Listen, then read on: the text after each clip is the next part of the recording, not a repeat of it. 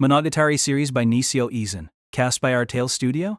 If you are interested in creating your own audiobooks, please check out our website, artale.ai. Now, enjoy the story. There's a girl I need to tell you about here, now, before I begin talking about that summer and my great adventure over Mayoi Hachikuji. To be clear, this girl didn't accompany me on my adventure, and in fact, she wasn't involved with it in any way. When I first met her, it was well past summer, and I don't think it would be going too far to say that it was getting on to winter. So there's really no way she could have accompanied me or been involved. To put it simply, she has nothing whatever to do with the tale I want to tell. So why do I want to introduce this completely unrelated person right here at the outset? Honestly, I don't feel all that confident that I can explain it properly, but how can I put this? She's the type of person who makes you feel that way. Long story short, when I recall a certain kind of intractable, impossible, godforsaken episode, for some reason this utterly unconnected girl comes to mind along with it. It's like that feeling when you open the second drawer in a bureau and the third one opens as well. Or maybe it's more like when you close the second drawer and the third one opens because of the displaced air pressure. I can't decide which metaphor more aptly expresses her. They say that if you put soy sauce on custard, it tastes like sea urchin. The two seem unrelated on the surface, and indeed they are completely unrelated, but they end up coming across the same. Call it a paradox of the sensory organs or a trick, but if pressed, I'd say she's like a synthetically colored, artificially flavored carbonated drink with 0% fruit juice. The taste is the same even though it's not the same thing at all. A total fake and imitation girl. Difficulty, anxiety, trouble, and failure, regret. Exactly the kind of first year who seems like she's been packed away in a drawer with all these kinds of things. The new girl, Oji Oshino. Somehow this has turned into a pretty unflattering introduction for a girl who's my junior. But I'm sure if she heard this, she would just laugh it off. So I don't think there's anything to worry about. No sense in fretting over it. Incidentally, it was Kanbaru who first told me about her, about Ogi. I didn't doubt Kanbaru, always peculiarly well-informed about cute girls, when she told me a charming new student had transferred into one of the first-year classes. But when I finally met her in person, I wasn't able to dwell on any impression at all. Mostly because when we first met, she slugged me. I'll explain why I went to meet her, and why she slugged me in due course. If I even get the chance, that is. But what Ogi said, the reason I think of her when I think of these events involving Hachikuji, was this. Did you know that for the blink of an eye, all the traffic lights are red at intersections? What the hell? When the workmen have to run a test or something? No, it's much more frequent than that. I bet you yourself see it almost every day. Every day? No way. I don't remember ever seeing that. I mean, if that sort of phenomenon occurred all the time, there'd be traffic accidents all over the place. It occurs all the time precisely so that there won't be traffic accidents all over the place. What a fool, don't you get it? Listen, it's really quite simple once the cat is out of the bag. From the time the lights on the north-south street turn red to the time the lights on the east-west street turn green, there's always a 3-second time lag. Because if they changed at exactly the same time, some impatient driver would jump the light and the chance of an accident would increase. 3 seconds, that's more than the blink of an eye. Nobody blinks for 3 seconds. Don't nitpick, it's unbecoming. What I'm saying is, there are 3 seconds of downtime at an intersection, 3 seconds when everything stands still, and of course, there's no such thing as a moment when every light turns green at the same time. Unless the workmen are actually running a check. If I were the engineer, I would build it into the system so it could never happen. Better safe than sorry, no? Now you're just stating the obvious. Then please allow me to state the obvious. I think you'll find it really quite interesting. When the world is awash in the red lights that indicate danger, it's actually safer than at any other time, while a world awash in the green lights that indicate safety is the most dangerous place of all. It's a contradiction. Erring on the side of the danger signal creates a safe haven, and erring on the side of the safety signal creates a lawless space where it's tough to survive for even 1 second, let alone 3. You're saying it's like, how healthy food tastes bad and delicious food is basically unhealthy and makes you fat. Yes, that's it, exactly. You catch on pretty quickly for someone who's stupid. I'm ever so honored by your praise. I'm not praising you, I'm being sarcastic. When most people cross with a green light, they feel like God is watching over them, but the fact is it's not like that at all. The risk is simply reduced by half. It's slightly better than every light being green, but that's as far as it goes. If you really want to shun danger, it's better not to cross the street at all. If you put it like that, even when you're walking on the sidewalk, the chance is still greater than zero that some drunk driver would zigzag all over the place and hit you. Yes, the chance is greater than zero, but that's exactly why I have to state this. Somebody, me for instance, needs to. How dangerous is this place? It's a peaceful world, overflowing with hopes and dreams, brimming with salvation. We're born to love one another and live in harmony. It's kids' duty no less to be happy. When people prattle on intoxicated with such ideas, the rug can be pulled out from under them at any moment. Children in war zones know the truth, even if they're not educated.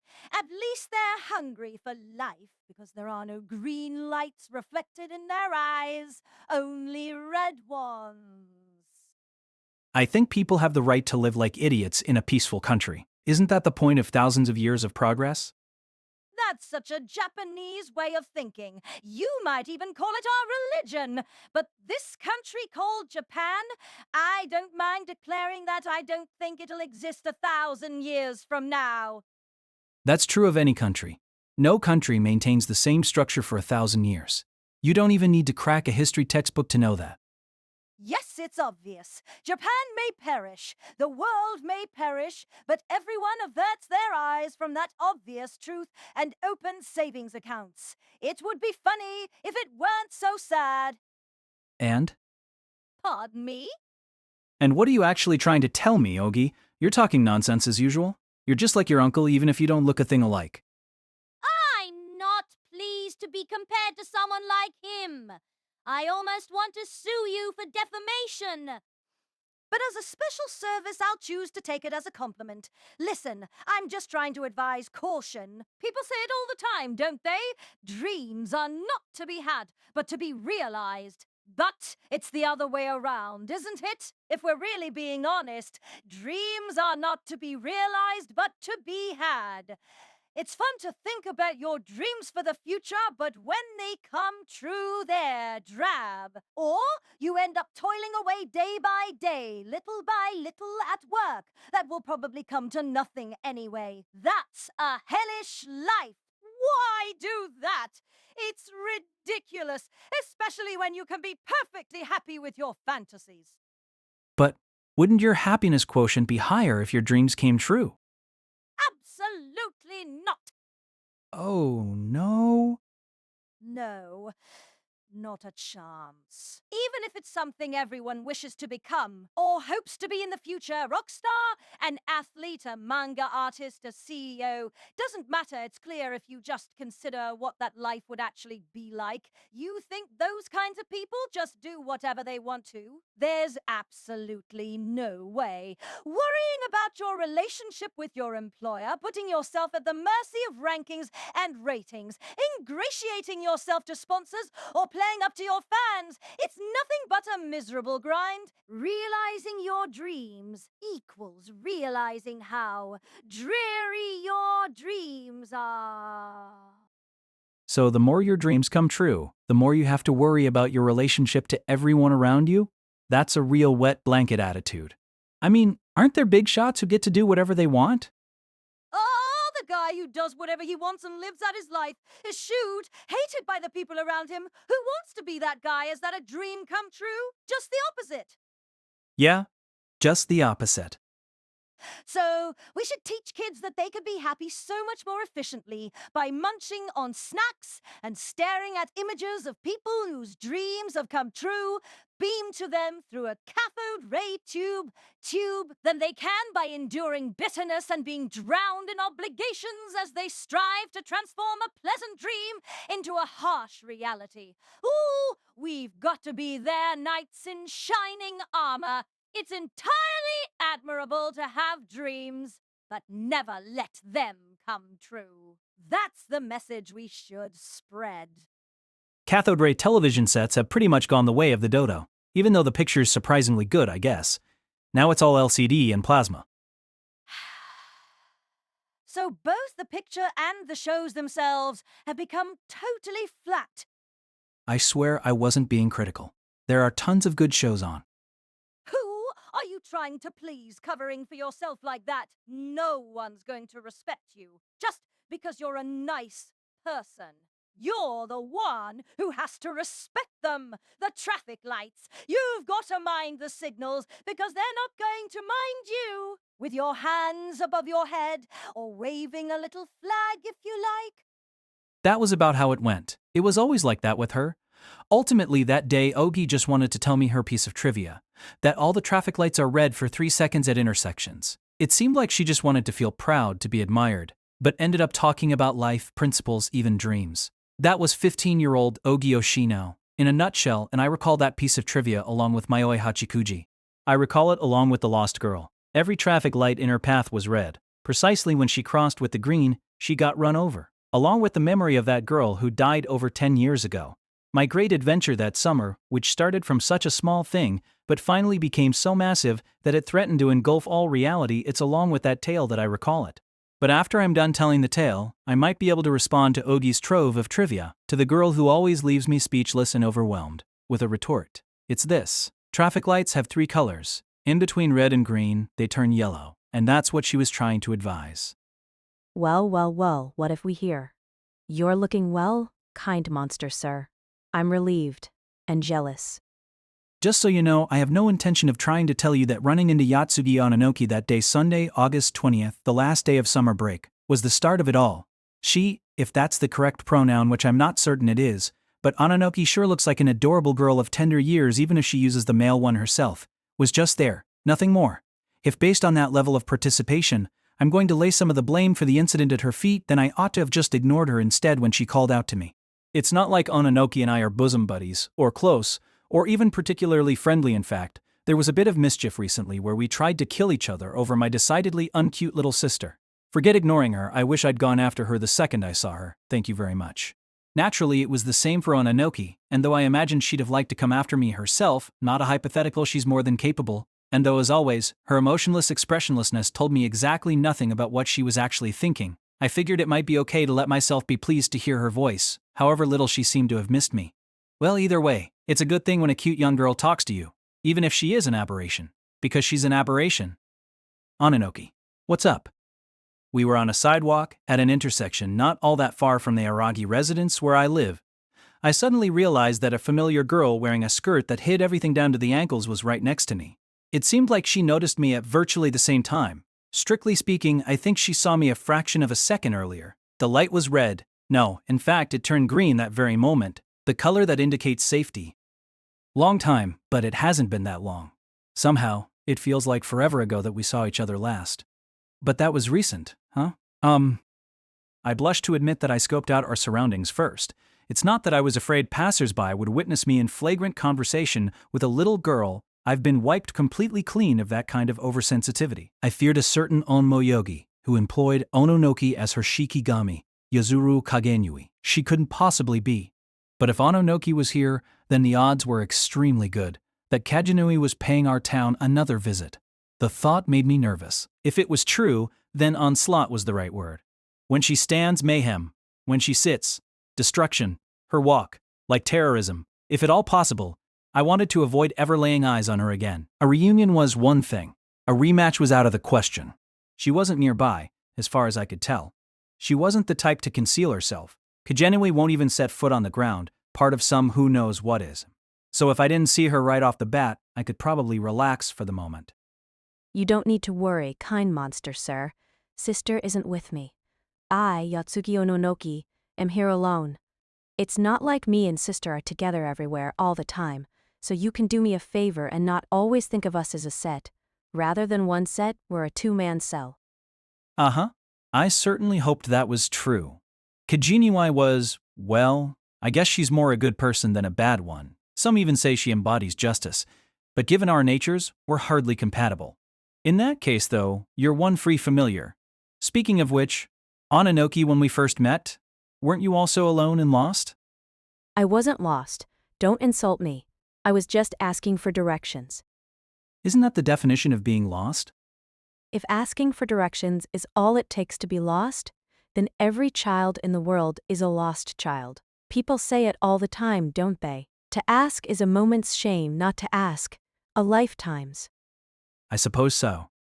They also say that to answer is a moment's smugness, not to answer, a lifetime's. No proverb is that nasty.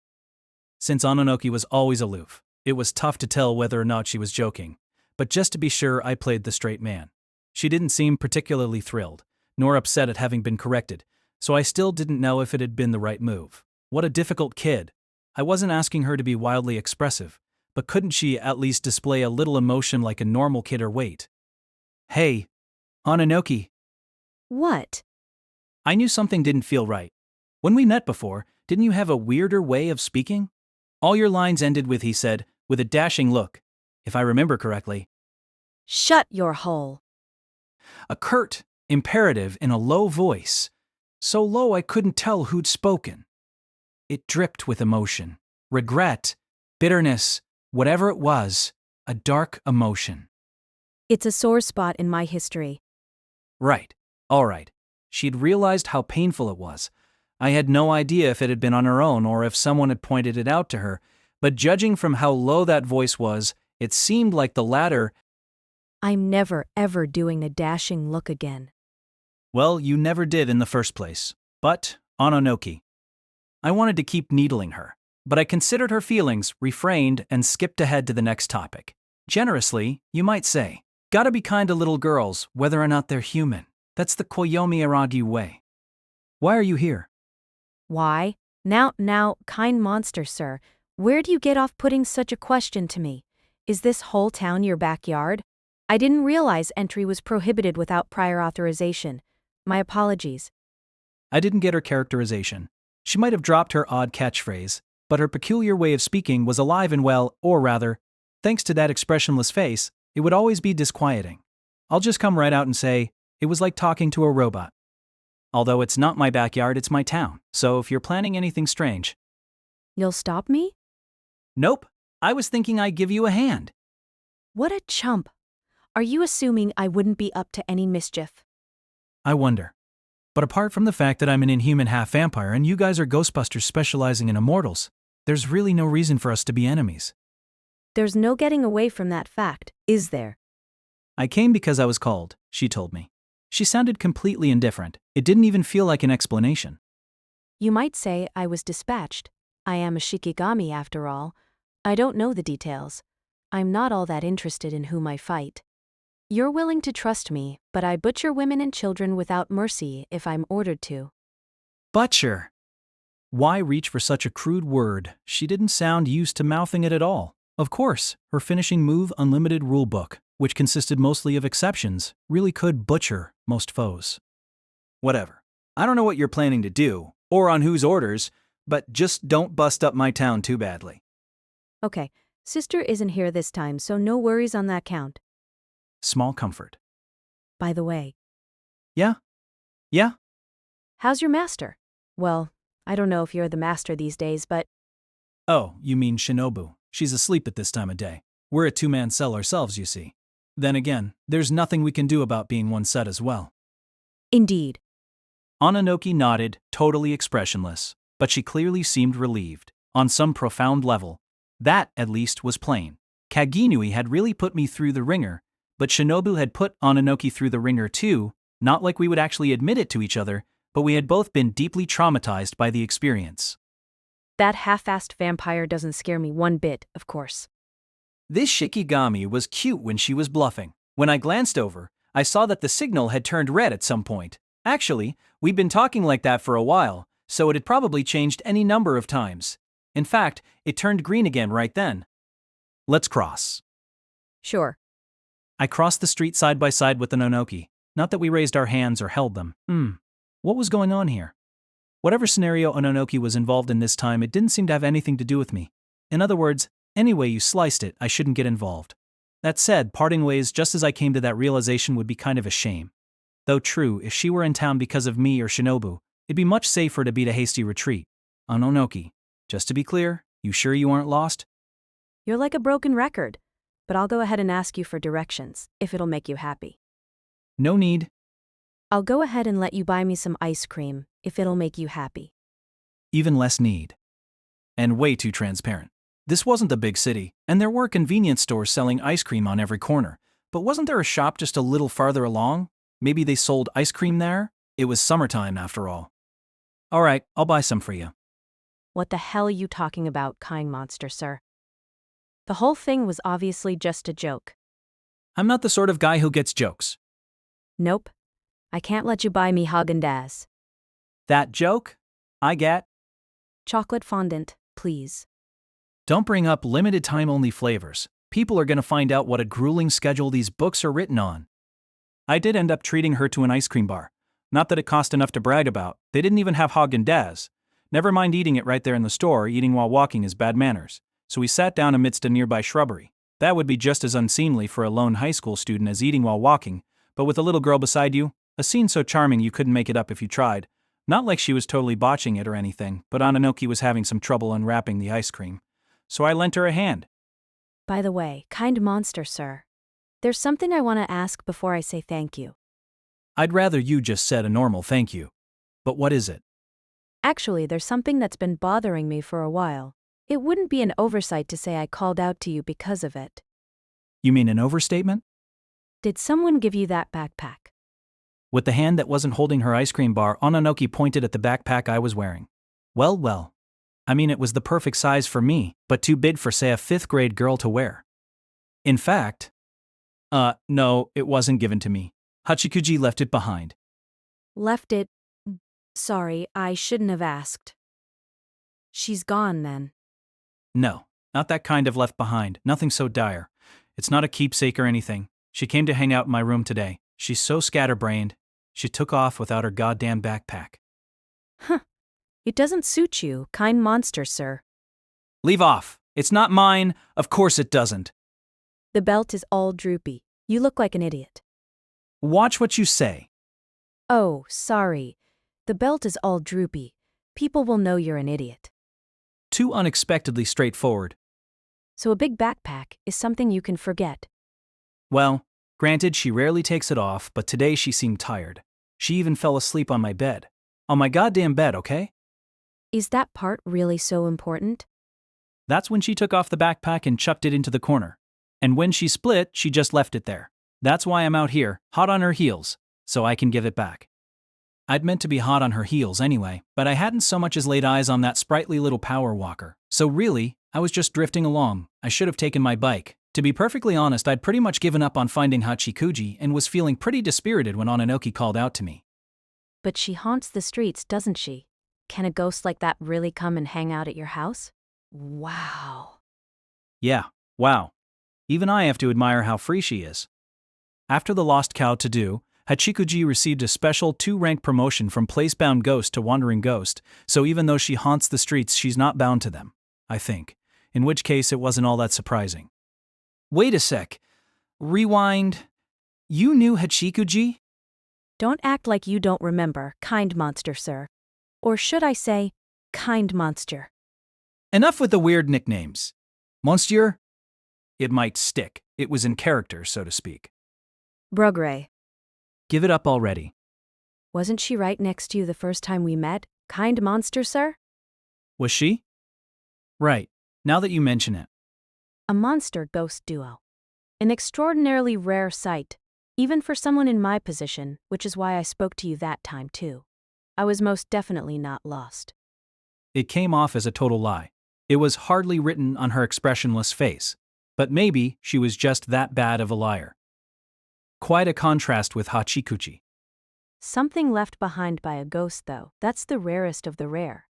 How did she become a ghost in the first place? Who knows? I knew, of course, but deflected the question. That's me, Koyomi the deflector. It's not like it would have been so complicated to explain, but it involved Hachikuji's private more acutely, her identity. Maybe it would have been fine to talk to Ananoki about it. After all, she was an aberration like Hachikuji. But on the other hand, maybe that was all the more reason to be circumspect. I started out human, too. Huh?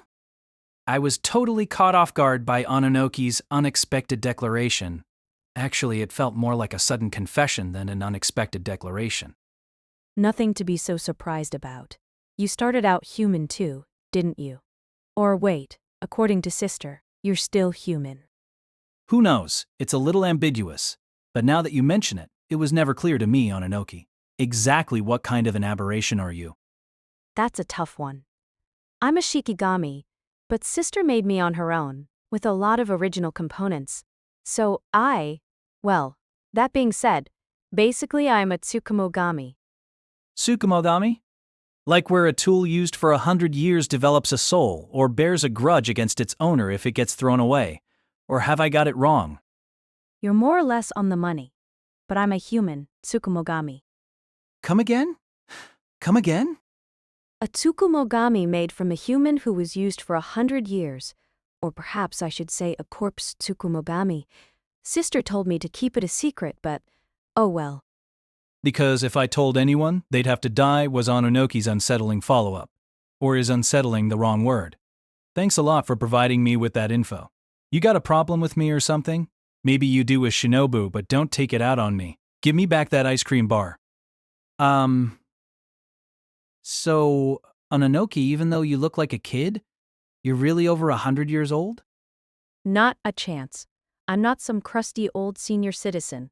This life of mine started when sister resurrected me. Resurrected? Yeah, so I died once. I died and came back. Onyoji are well versed in the art of raising the dead after all, and you know what, kind monster, sir. Do you have any idea what the difference is between you and me? Not to mention that ghost kid Hachikuji. Difference? I mean, aren't we completely different? Vampire, ghost, place-bound sense wandering, Shikigami. All three could be classified under the aberration rubric, but as a category that was like mammals, or even more vaguely, vertebrates. The real question was, did we have anything in common? Of course, we have something in common. We were all human once. Oh, I see. But if you factor it out like that, this time the differences disappear, don't they? Me, you, Hachikuji, all three of us started out human, then died. And I'm saying the way we died is different. You're immortal. You became immortal at the moment of death. In other words, you were never strictly speaking dead. Immortal, without death. So I don't die. In other words, kind monster, sir, it's not that you and that other vampire died and came back to life.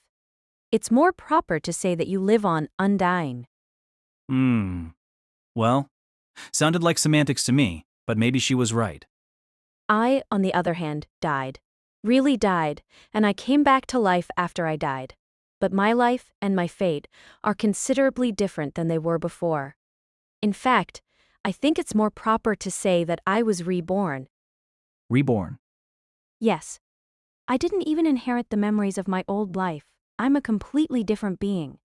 And as for that ghost girl, she hasn't come back to life, she died. And she's still dead, no coming back. That's what a ghost is. A ghost doesn't go on living, it's not reborn if anything. I'd say it goes on in death.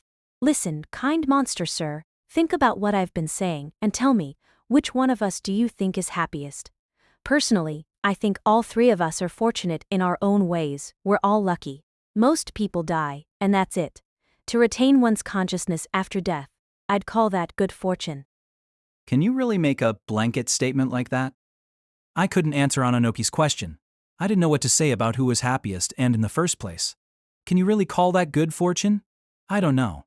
I mean, didn't I go through hell during spring break because of it? Didn't Hachikuji wander lost for over 10 years because of it? And Ononoki herself, if she was asking me, I have a hard time believing she considered herself happy. In fact, Have you ever thought about why you were born? since I couldn't answer, she just asked another question.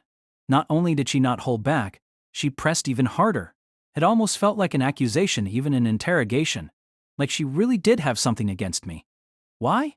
What was her problem with me? I thought about it a lot, back when I was in middle school. Never found an answer, though. I've thought about it constantly since the day I was born. Or more precisely, since the day I died. No, I've thought about it constantly since the day I was reborn. About how there must be some kind of meaning, and if not, how I perhaps shouldn't be here. Because you're an aberration. Because you're abnormal, irrational. Every aberration has its reasons. Was that something that meme Ashino said? Even if humans aren't born for any reason, Aberrations are. Or maybe it's really the meaning of my death. I thought maybe you'd be able to answer me. You seem to have some pretty badass stuff to say to sister, after all. No, I don't have an answer to that. I don't think Hachikuji could answer you either. If that's the reason you asked me how she became a ghost. Of course that's why. She didn't become a ghost because she wanted to, just like I didn't become a vampire because I wanted to. Things simply happened as they did, that's all. Sure, same for me. Not really. It sounds like in your case it was thanks to Miss Kajeni's resolute intent. Sisters. It didn't simply happen. It wasn't just the way things went, there was resolute intent. Although what her intent was, I can't even begin to imagine. Is it really right for an immortal hunting ghostbuster to go around raising the dead anyway? Maybe raising the dead doesn't create an immortal aberration? Feels like an arbitrary, or convenient rationale. It's like I told you. When a dead human comes back to life, that's very much not immortality. The reason I came back to life, the reason I was reborn. Why sister resurrected me. I can't answer that question, but I really don't think you'd be satisfied, whatever the reason or meaning. This was a problem that didn't have a correct solution, but at least I could give a sincere answer. I said sincerely, there are no satisfying answers to the big questions, because life is just a parade of absurdities. Even if you haven't become an aberration, regular life is preposterous enough. Total incomprehensibility. That's the world for you. Maybe it may well be that the world is absurd and preposterous, but if so, is there any reason to keep on living in such a world through death, through rebirth, besides some lingering attachment? That's what I wonder. Ananoki had finished her ice cream bar, but kept chewing on the stick as if she was making sure of the flavor. Bad manners, just like a kid, and expressionless as always. But perhaps it also signified that she was getting irritated. It feels like when a series that should have ended just keeps grinding along forever. Like you've already watched the final episode, but suddenly there's a sequel. What on earth could you be referring to? Why beat yourself up about it? Why not just call it Season 2? I just can't bear to watch a show go on when it seemed like it had wrapped up so nicely. Don't you agree, kind monster, sir? Do I agree? That was a hard question to answer, for a variety of reasons. If you're asking me whether it's better to go out on a high note or to tarnish your legacy, I'd go with the former, but maybe that's just me. Speaking for myself, it's not like nothing good has happened since I became a vampire. No. In fact, there've been plenty of good things. It terrifies me to imagine my life ending with spring break. What a lonely life that would have been. I didn't become close with Senjo Gahara or Kanbara until after I became a vampire, and if I had died during spring break, I never would have been reunited with Senjoku. And meeting Hachikuji Sti, and meeting Hachikuji me. So, what you're saying, kind monster, sir, is that Hachikuji became a ghost so she could get to know you. No, it's not like that at all. How does that figure? She had her own reasons. She got lost in this world, though she already dealt with those reasons, achieved her goal over 3 months ago. Oh yeah, then why is she still hanging around as a ghost? If she doesn't have a reason, doesn't have any lingering attachments? Well, I really don't know anything about that. Seems like she herself doesn't either. Or maybe it's just an act. Come to think of it, my beloved class president said something. What was it? What was the occasion? That all life, not just human life, is the result of someone or something's fervent desire. The result of desire.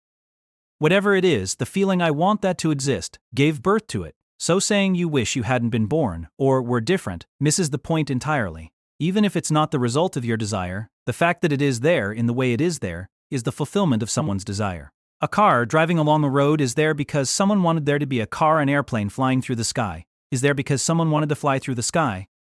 Ananoki was here because a violent onmyoji wanted her to come back to life. Although I'd said things just happened as they did, that it was just the way they went, in that sense, I became a vampire because somebody wanted me to. And Hachikuji, what about Hachikuji? Even if she had been waylaid by a snail of her own volition, the fact that she is as she is now, whose desire was being fulfilled her own, in the end, or Reeks of hypocrisy, don't it? seemed like Ananoki wasn't satisfied after all. She was so unsatisfied that her speech got cruder. Don't say don't it, young lady. I guess it's less hypocritical than preachy. Just like something a class president would say. She should be class president for life, don't you think? Who are you supposed to be? Go back to the way you normally talk. Everything is the result of somebody's desire. Well, maybe it is. Even wars start because someone wants them to. It's not just battle mania like with Sister, someone's profiting. Don't you think? Well, if you insist on putting it unpleasantly, then yeah, something like that. Same goes for Backpack Girl. Well, I really don't know, but by that logic, it must be the result of someone's desire, whether it's an aberration or a ghost. Nothing is born unless someone wants it to be. Still sounds hypocritical, Ononoki objected. All right then, kind monster sir. Next time you see that girl, ask her for me. When you return her backpack or on your next bedroom date. Ask her what for? You? Haven't we been over this? Whether she's happy as a ghost? Like it was time for her close-up, she said it with a dashing look. Still expressionless, of course. In the end, I never found Hachikuji. In the end, Ononoki asked me for directions, and even after we parted, that is, after her remark, "I always want something salty after I eat something sweet," prompted me to buy her a rice cracker, at the same store in the way of a souvenir. What an expensive young girl. I kept on searching for Hachikuji, but she eluded my grasp, right down to the tips of her pigtails. Seemed like she'd already gone home. Or gone home doesn't sound quite right, seeing as she had neither a home to go to nor a way to get there. So should I simply say she went? Or that she left? Or even, bluntly, she vanished? Makes me sad to think about. Helplessly sad. It wasn't because of Ononoki's interrogation I was always thinking about it. All the time. No matter how brave a face she put on, no matter how sunny her disposition, those feelings were headed down a one-way street, not even passing by anything, and Maoi Hachikuji, that no longer living girl, was steeped in tragedy. After all is said and done, death is harsh. Death is a massive, towering barrier. Take me, for instance. Over spring break when a vampire sucked my blood and I was stripped of my humanity, I gained an absurd amount of power and became absurdly weak in the face of the sun or a crucifix, and even now the after effects linger absurdly in my body, and I keep absurdly engaging these aberrations. That's not at all what I'd call happiness. Am I happy? I can't say that I am. Of course, this body has saved my life, and to be honest, those after effects do come in handy. I was maybe putting on a bit of a show for Ononoki when I said there were good things about it. And there really have been good things, but you still can't just spin misery into joy. Not every cloud has a silver lining. The sadness of giving up your humanity. I understand it better than anyone. But after effects and partial immortality aside, at least I still have a body. I possess flesh. Hachikuji doesn't even have that. Let alone a body and a mind. It's doubtful that she even has whatever it is that we call our heart. If anything, I'd call her a shadow. Yes, all she has is her abnormality, which is why her existence is irrational. She is an aberration, not a living aberration, a dead aberration. On that Mother's Day, when I started going out with Sanjobihara, Hachikuji was released from a sort of curse thanks to Ashino's clever scheme, but nevertheless, her current situation still doesn't seem proper. I have no idea what to think about it, no idea at all. Passing on doesn't necessarily mean happiness for a ghost. I don't really know, but everyone seems to think it's inevitable, that it's a milestone like getting married or getting a job or something. But maybe it isn't like that at all. Wandering isn't always bad. It can be good to lose your way. It suits some people, like Oshino, to drift forever. And maybe I'm even less moored to any religious outlook since I became a half-vampire, but I can't help thinking that for Hachikuji, to pass on is no blessing. Depending on how you look at it, the idea that it's proper to pass on is really high-handed. In fact, going on as a kind of guardian angel for the town, as she has been, might be a form of happiness. It's meaningless to insist on what's proper. What's the point? At least now. She seems to be having fun. She seems happy. And I do understand how meaningless it is to think about all this stuff. What I think, how I feel, what I may know has nothing to do with it. I'm not speaking rhetorically, I'm not being tactful. They really, truly have nothing to do with it. What matters is how Hachikuji feels. What she thinks about her situation, what she's feeling. That's what's crucial. How I feel, or even how Hanakawa, who's quite taken with her, feels, is all completely irrelevant. It's sad, just how irrelevant it is. If she enjoys going on not as a place-bound ghost, but as a wandering ghost, chatting with people who talk to her on the street, that's good enough for me. No need for anyone to butt in with his opinion. That expert I mixed it up with the other day, Ononoki's sister and so-called embodiment of justice Yozuro Kagenui, sees immortal aberrations like vampires as her enemy and roundly condemned it as wrong. She may have a point. I certainly didn't get it when we were facing each other. But looking at it more calmly now, I understand what she was trying to say. Not because Ononoki is cute, I do think so. Deep down, whether I want to or not. It's so simple, even I can comprehend it. Neither extreme logic nor extreme sentimentality yields great meaning. If you probe people's principles to their conclusions, you arrive at good things are good, and bad things are bad. At the very least, I don't want anyone to pity me for this half-immortal body, much less commiserate with me. The only person who's allowed to grieve for me is me. So if a technocrat like Kagenui or Oshino showed up, or maybe this example will be easier to understand. If that god guy showed up and said, "I'll turn you back into a proper human being," I would just silently shake my head. Thanks, but no thanks. To put it bluntly, that would be an unwelcome gift. I've set myself on this path. A lifetime's burden, a lifetime's journey. Not even God can tell me otherwise. So it's the same with Hachikuji. Of course, it would be another story if she asked me to help her fix her current situation, but I really have no idea what she thinks about anything. Not a thing.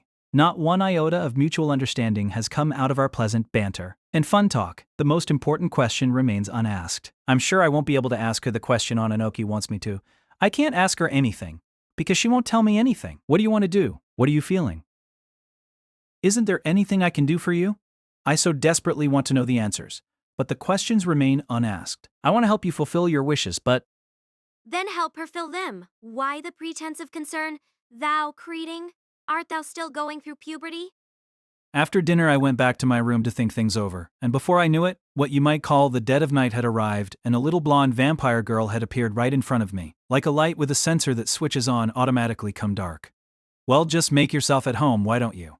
Not a speck remained of her original taciturn, inactive character. Feh! I couldn't bear to watch. Bringing that girl over here, making kissy face all day long. Enough with the outdated lingo. 1,000 pardons. My Edo period habits die hard. Not that outdated. Wilt thou hear my impression of Itsugu Tokugawa? Who? I don't know anything about the... what? 7th Tokugawa shogun. Seems that ye do. Well, we do have a student preparing for exams here. Oh, that's nigh on the edicts on compassion for living things. Huh? Did he become all the rage with his grandpa's dad jokes or something? Don't be wasting my time. Plus the period was off, all things considered. Didn't this little blonde girl, Shinobu Oshino, she who was once Kishat Asurolarai on Harder, Blade, visit Japan somewhat before Itsugu's time? I caught wind of it overseas. Word of Itsugu reached the four corners of the earth. He was that interesting? Wasn't that during the era of national isolation? Maybe word spread through the Dutch traders at Nagasaki? Don't waste my time with this just because no one can confirm any of it. You've got my entrance exams coming up, and you're gonna throw my Japanese history all out of whack. Well, to tell it true, I don't know Ietsugu from Adam. Oh no? I based my impression of Ietsugu on a recorded narration I heard at Nagoya Castle. In other words, before she came here, before spring break, she was sightseeing in Nagoya Castle. Hope you enjoyed yourself. And what's the deal with this series' references to Nagoya Dola and the Chunichi dragons and all? Before long, I'll be coming out with their local slang. Or eating the strawberry pasta from Mountain Cafe. In any event, my master's licentiousness makes me want to shield mine eyes. So with Miss Gahara, and so with Sister Basa. You're a vampire. Don't be calling them Miss Gahara and Sister Basa. Don't get overfamiliar with the human realm. And Sister Basa is nowhere in the original. Go easy on the crossovers. Wait a sec. Does that mean that when Hachikuji was over here this afternoon, you were awake? I was half asleep, but ye were so excited that the other half was awake. Something like that exercise where ye stand on one leg with thine eyes closed. So you were testing your physical fitness in my shadow. Hell of a gym to join. But because excitement, in fact, any condition flows between Shinobu Oshino and me, paired as we are via my shadow, when I'm all excited about something like the unthinkable occasion of Hachikuji being in my house, it was like the night before a field trip for her. No wonder she couldn't sleep. While it isn't a complete reversal of day and night, I'm still forcing a pretty irregular lifestyle on a vampire, about which I do feel bad. Not that I'm gonna apologize or anything. Then again, given that she didn't bring it up, she must have been sleeping the whole time I was chasing after Hachikuji and having my ice cream date with Ononoki. I took solace in the thought. Shinobu and Ononoki were like oil and water. Ononoki felt traumatized by Shinobu and Shinobu simply couldn't stand Ononoki. I'd be helpless if she tried to take it out on me. I'm starting to think that maybe I should do something about my habit of making peace with my opponents just like that. Now that I'm saying it though, Shinobu herself was my opponent once upon a time. Fine. I jest about the standing on one leg part, but the closed eyes was not altogether untrue. Did I not tell thee? 'Twas a sight from which I would fain shield mine eyes. Well, sadly, I guess the sight of her master, kidding all woohoo over a girl doesn't command a lot of respect. Forsooth, that young lady was defenseless. Asleep on thy bed, how could ye cop not even a single feel? Thou chicken, 'twas the perfect time to go for it. Is that what you expect from me? Although to all appearances she's an 8-year-old girl, Shinobu is actually a 500-year-old vampire, a wily veteran. Even Kumbero can't compare to her when it comes to sexual profligacy. Age and gender have absolutely no bearing. The talk about Ietsugu aside, when you've lived through so many different ages, it's natural to, get like that. 10 is a fine age to be wed. Nope. Not in modern times. Do not take this amiss, but it seems to me that for the species to flourish, humans should wed upon the advent of menstruation. No character could be harder to adapt for anime than you.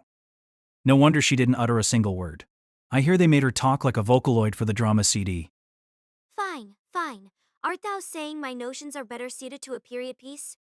What? Are you making dad jokes? That wasn't even funny. She could just go get restricted by the new statutes. Season 2 will be proceeding without you. But, smiling, even if she cannot match my 500 years, that young lady is not so young as she appears, if I may. Her form remains as it was when she died, but in truth she must be older than thee. Well, Mayoi Hachikuji, she died 10-odd years ago. Hit by a car while crossing with the green, and since then, she's been wandering the streets of this town on and on, for over 10 years. I don't know when her birthday is, so I can't say precisely, but either way she's definitely over 20, and therefore older than me. She was my big sis. Indeed, and thus presents no legal issue even in this modern world. Laws don't even apply to ghosts. Also, it's not that simple. Her age got fixed when she died. When you look at it that way, Hachikuji is even more constant than Shinobu, more immortal than immortal. Not living on, not risen, she's dead, so she can no longer live or die. Even vampires age, even Shinobu has, and she's 500 years old. But Hachikuji is Hachikuji, 11 years old for all eternity, dead as she is. Fine. Better than being pubescent for all eternity, is it not? What a distinction. It wasn't helping. What the hell was she talking about, pubescent? You talking about me? First of all, the most important thing isn't legal, blah blah, it's Hachikuji's feelings. One can never truly surmise a girl's feelings towards marriage. Oops. In any event, listen well. What I wish to tell thee is that worrying over it is fruitless. Huh? That's what you wanted to say? It wasn't what she'd been saying at all. You were egging me on to assault Hachikuji just now, weren't you? When the hell did you surmise what I was worrying about? Don't act like you were being all serious from the start, it makes me look like a fool. 'Tis a waste of time for thee to consider what that young lady wants to do, or what she wants to be. Thou shouldst not even ask. Shouldn't even ask. In any case, there is naught thou couldst do. Though in my excitement I did suggest that ye aid her in fulfilling her wishes, thou more than anyone must know the impossibility of doing so. Thou wert unable to do aught for Miss Kahara, nor for Sister Basa. In the end, those two overcame their trials on their own. What? Did you become friends with those two behind my back or something? Getting a little familiar, aren't we? Really? I seem to recall nothing but hostility between you and Hanakawa, and as for Senjo Gahara, I'm pretty sure you've never spoken a word to each other. When did your character get so friendly? Indeed, 'tis most peculiar. I cannot bring myself to hate those two, though I know not why. Likely 'tis due to our pairing, by dint of which thine influence extends even to my preferences, even to love and hate. Huh! So we were that deeply connected. If it went that far, it was more like telepathy than pairing. My desire to bang that young lady likely comes from thine influence as well. I have no such unseemly desire. Always trying to pass the buck. You're a succubus all on your own. Hang on, if we're really splitting hairs here, we were just a set before our pairing, before you got sealed in my shadow, in other words, back during spring break, and originally that came from you, because in the beginning you were the master and I was the servant, in other words, just as you're under my influence now, I was under your influence during spring break. So does that mean my cool character crumbling back then? Gulp. Gulp! Is it? Some unexpected truths were coming out thanks to the continuation of the series. I guess there were some benefits to prolonging this thing. Fine. But let us return to the subject at hand. We'll lose our readers if we keep on with this idle chatter. Yeah? Well, I for one would like to stick with this subject a little longer. It feels really important. Important enough to shake the foundations of the whole tale. Yet if we do nothing but chatter away, there may be another coup d'etat. Sister Basa got rave reviews as a narrator for always getting straight to the point. I suppose you're right. In fact, there was some push for Hachikuji to narrate this volume. I guess they really considered it. Incidentally, there were a lot of reasons they didn't go with that plan, but apparently one of the primary ones was that they were concerned I would come off terribly if the tale unfolded from Hachikuji's viewpoint, unlike, say, Hanekawa's more forgiving one. They took pity on me. I'd been pitied. What a bummer. Well, leaving aside things that haven't happened chronologically speaking, you're right. There really is nothing I can do for Hachikuji. It wasn't like there was an enemy to fight. If there were opponents, all I needed to do was defeat them. But as so often happens in real life, it wasn't that kind of story. Defeating something, beating somebody in dramatic, world-altering fashion, that only happens in video games and sports. It's never that straightforward in the real world. What we have to face is not even absurd or preposterous often, it's just plain old reality. Reality itself is the enemy, is our opponent, and there's no one who can beat it. Not a single person in all of history. Everyone falls before reality. Life is a losing battle. Well, if my master seeks to become the first, I shall not stand in his way. Nah, those are over-the-top expectations for your master. Best to let it lie. Think not too deeply, nor too deeply involve thyself. 'Tis the same as for thee, or me, whatever will be, will be. In truth, it can be no other way. At the very least, 'tis not a matter for others to meddle in. In doing so, thou and I have failed utterly, and often even that former class president. Her meddling has brought nothing but pain. Meow with the cat. You said meow? Now with. So it was a misprint. If me could be mistaken for N, then this book wasn't being written with a text editor or anything but with pencil and paper. How are they ever going to make it into a digital book? Not to go off topic, but don't you think Denshi Shoseki would do better if there was a cooler sounding English name for them? Despite all the talk, they've plateaued. Well, there are already some terms e-booka, for instance, though thou speakest not of such half-baked nonsense, but rather a well-turned phrase. Yeah, we could give the characters Denshi Shoseki a cool phonetic reading, like they always used to do for the titles of light novels. Purizuma Taipu. Awesome! Super sophomoric, though. Especially the pun on type, as in classification and typeface. Tikasudo. Concise. Very sci-fi. I like it. Bekabudo. Emphasizing the point of view of the reader? Rado no Baru. Yeah, just like that. Yeah, just like that. Well, here is the meat of what I wish to say to thee. I simply think thou wouldst be better served in worrying over other matters. Ah, true. No matter how much I fretted over Hachikuji, even if it wasn't exactly a waste of my time, it was certainly an idle use of it. I knew that perfectly well. I didn't need to be told. But other things I should be worrying about. What things? Nothing to worry about in my life. Everything's peachy. Hold there! Why dost thou cock thy head in confusion? Thou art a high school student, and the lot of the student is to study. What? You saying something so pedestrian? What part of you was once a vampire? When did you become just another nagging little sister? Really brings me back to when Karen and Tsukihi were younger. I'm studying just like I should be. You should know better than anyone. You've been lurking in my shadow all summer long. You know just how hard I've been studying for entrance exams with Hanekawa and Senjogahara. Forget Ietsugu. I can name the entire Tokugawa clan, and every damn member of the Minamoto bloodline to boot. Whoa there, of course I know. And not just Japanese history, thou hast really been hustling in Japanese literature, math, English, science. Think thee I am not impressed. I have been behind thee all the way. Literally, in thy shadow. However, thou hast not done a single page of thy summer homework. Who am I, Nobita? I piled up all my textbooks and notebooks on the desk, and when I grasped the full extent of the summer homework I had left unfinished, or should I say pristinely untouched, I toppled backwards and lay staring at the ceiling, just like the hapless Nobita from Doraemon. It was August 20th, the last day of summer break, The new term started tomorrow, a wonderful, ideal situation. It was so perfect that it was though I probably shouldn't say this. Amusing somebody who actually slips on a banana peel must feel the same way. Help me, Nobuvan. What an ever so plausible name. Nobuemen, that is, Shinobu was smirking down at me, that familiar too wicked glint in her eye. Doraemon never looked so heinous. But does not Doraemon put thee in mind of that bloated sumo wrestler Dozeman? Both are bluish and round. Mayhap Mr. Fujiko even based the one upon the other. No way a nationally beloved character was modeled on a guy who looked like a drowned corpse. Nay, but when ye truly consider it, does not the famous tale of Doraemon's creation ring somehow false? The story is famous. All right, and it is a little too perfect, but why do you know about that? It was a little lowbrow for her. When was she reading manga anyway? It doesn't come up as much as it used to, but there was a time when the accepted wisdom was that reading too much manga turned you into an idiot. Always seemed like a foolish prejudice to me, but I can't altogether refute that theory in your case. Wow. Weren't you a little smarter back around spring break?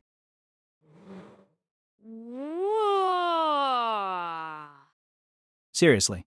You don't seem pleased to hear it, but during spring break, I'm pretty sure you weren't the kind of character who went, "What? I'm pretty sure something has changed." And yet the idiot is thee, my master. Thou wert screaming, "Who am I, Nobita?" But gone are such characters who would leave this much summer homework undone. Nothing like the classics. 'Tis true, but this is a little too classic. Well, it happened on Heartcatch Precure, just the other day. Thou art in this predicament precisely because thou dost watch Precure as a high school student. Oh yeah? If you've got a problem with Precure, let's hear it. Thou shalt hear it all right, but my problem is with thee. Harsha. But Heartcatch Precure is actually really good. There's no question that the current series couldn't exist without the original, but not to put too fine a point on it, I'd call it the best Precure of all time. I even get up early to watch the show. Sunday is the only day I'm grateful to my little sisters, even though I also tape it. A fine student indeed. It's important to take a breather sometimes. Is it not an insult to the creators to watch a program or read a book with such a cockamamie motivation as a breather?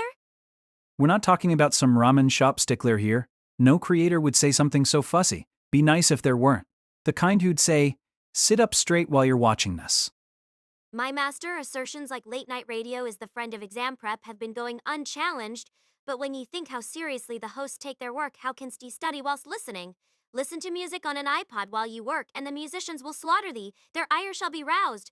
Background music. What's so back about it? When did we become your backing band? It's not that I don't understand where you're coming from, but I hate thinking about such a savage world. Or perhaps it meant that all jobs are service industry jobs. Putting aside my motivation though, I definitely should have noticed while I was watching Precure that I'd left so much of my summer homework undone. Shit, at this rate Kobraja is coming to town. I foolishly thought that since I was thoroughly wrapped up in studying for entrance exams every day, I wasn't slacking off. Somehow, I had managed to neglect the most fundamental of fundamentals. Taking lines from anime so seriously, and thou still fancy thyself a student? Think well. Is this even the year that Heartcatch Precure is being broadcast? Don't worry about it. If you start to look, there are already contradictions all over the place. Flagrant ones. It's really tough on Kanbaru, because they keep revising the rules for basketball. I let something like "What's with this quarter system?" slip recently, and Senjo Gahara had a big ol' laugh at my expense. Ye might be saved such heartache if ye knew anything about the rules of basketball beyond what thou hast read in Slam Dunk. Or can it be that Miss Sirius and Miss Sundare didn't enlighten you in that regard? I'm not sure how I feel about the sudden note of opprobrium in your new names for my friends, but those two... I finally got myself up off the floor as I said this. I could go on pretending to throw little hissy fits all I wanted, but it was time to face up to reality. To contend with reality, I was 18 now, an adult. Adults don't throw hissy fits. Those two are the type to finish their summer homework before summer break has even begun. I am not sure how I feel about that. I'm not too sure how I feel about you, Shinobu. You're getting a little too human. So they must have assumed I'd finished my homework before the beginning of summer break too. All right, I have a foolproof plan for thee. Haha, didst think I would let thy predicament pass in silence? Shinobu, who right up to the very last second knew my homework was sitting piled up and not said anything, who must have left it to the last second by design, probably taking delight in her premeditated crime haughtily puffed out her chest. Her flat chest only looked flatter when she did that. I shall reveal all once I have feasted on Mr. Donut. How long has that been your agenda? She drove a hard bargain, but I had no other recourse. Done. It's settled, so tell me. If thou canst but copy the work of Miss Sirius or Miss Tsundere, all shall be well. Her foolproof plan was so shallow you could collect clams in it. The water wasn't even up to my ankles. How now? What is it with that face? Didst thou not say that those two finished their homework long ago? I did, but Then thou shouldest wield the pure goodwill of those two girls, besotted with you as they are, to thine advantage, and make thy request.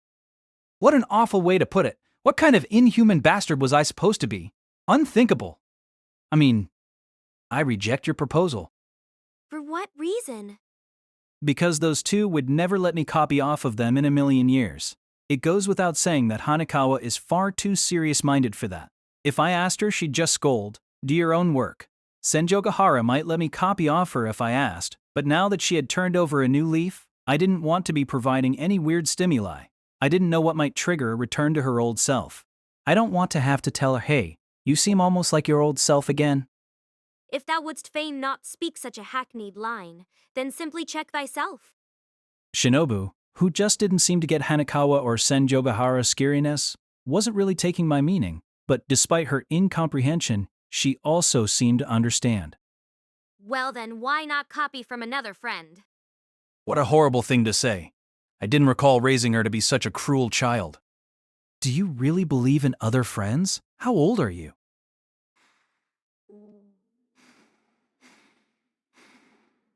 Thou speakest about other friends as though they were Santa Claus, Santa Claus is based on the Christian Saint Nicholas, so just by uttering that name she was liable to suffer purification, but she had a real laissez-faire attitude about such rules. Yeah?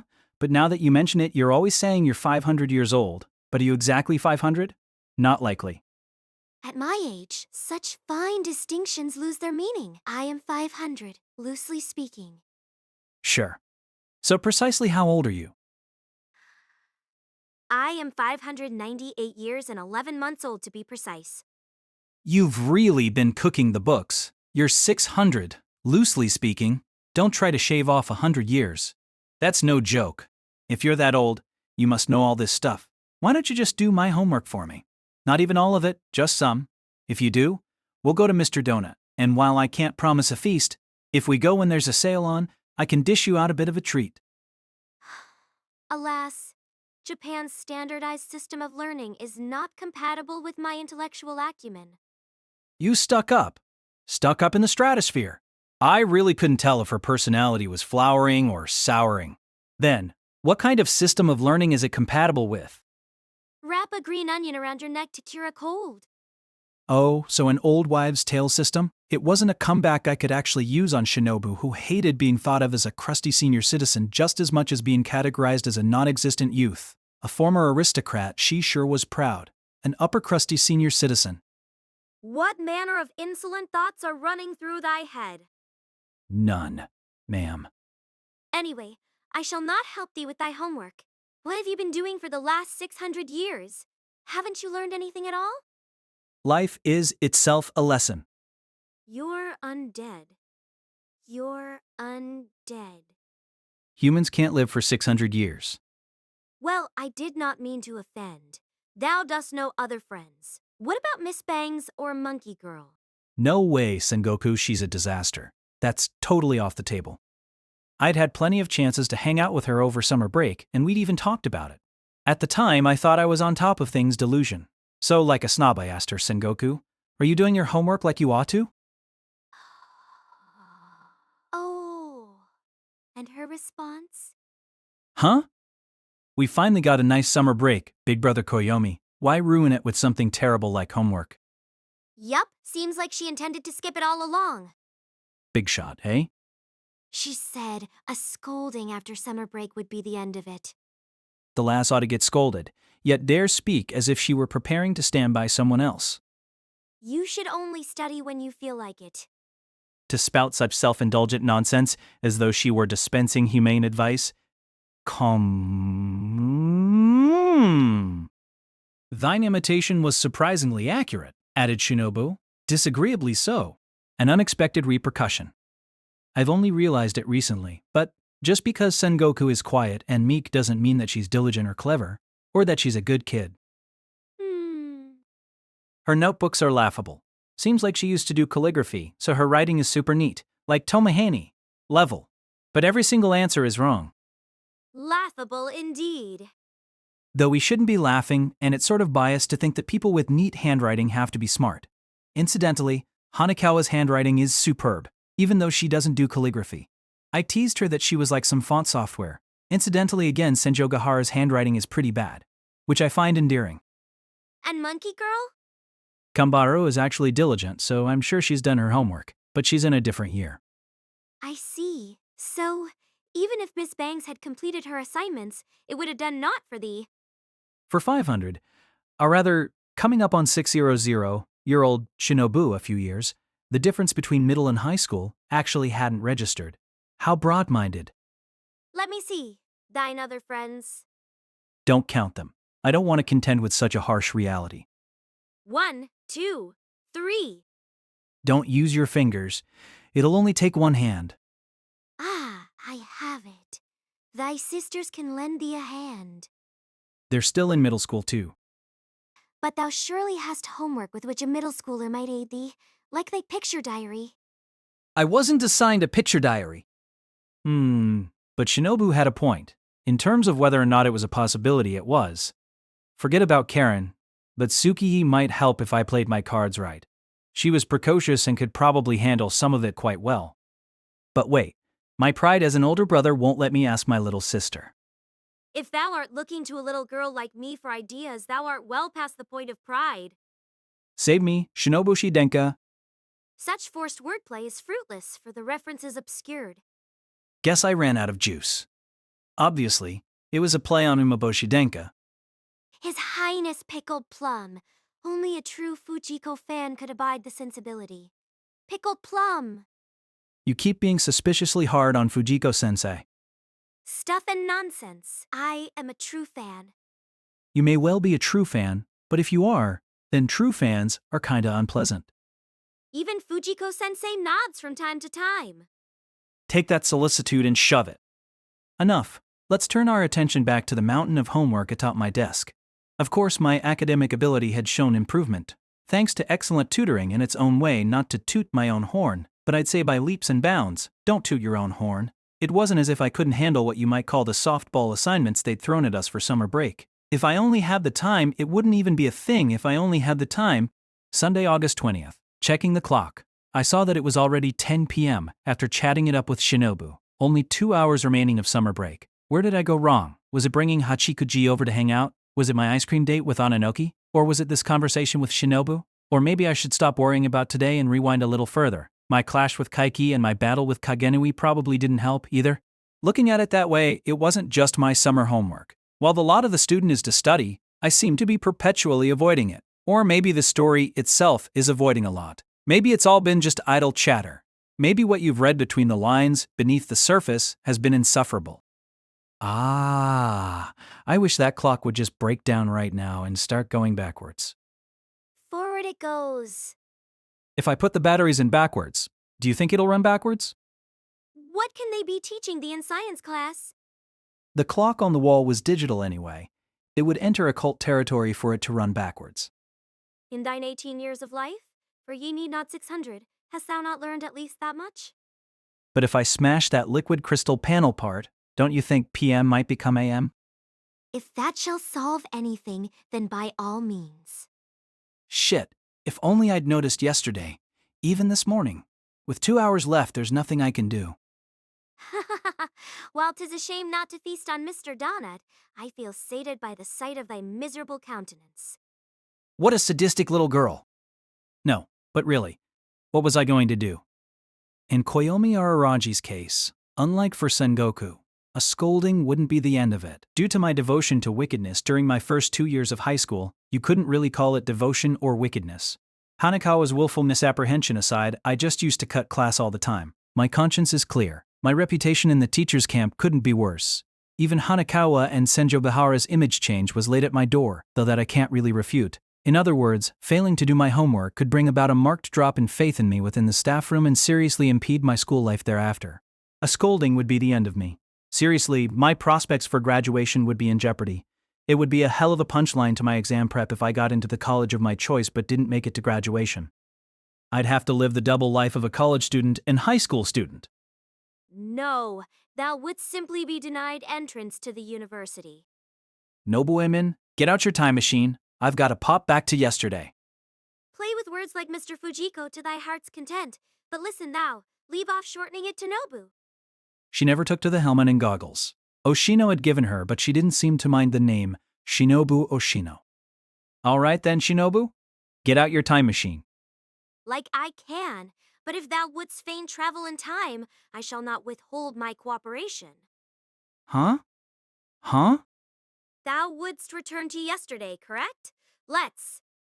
2 hours later, that is, around midnight on the morning of August 21st, precisely as summer break ended, Shinobu and I found ourselves on the grounds of the Kitashira Hebi Shrine.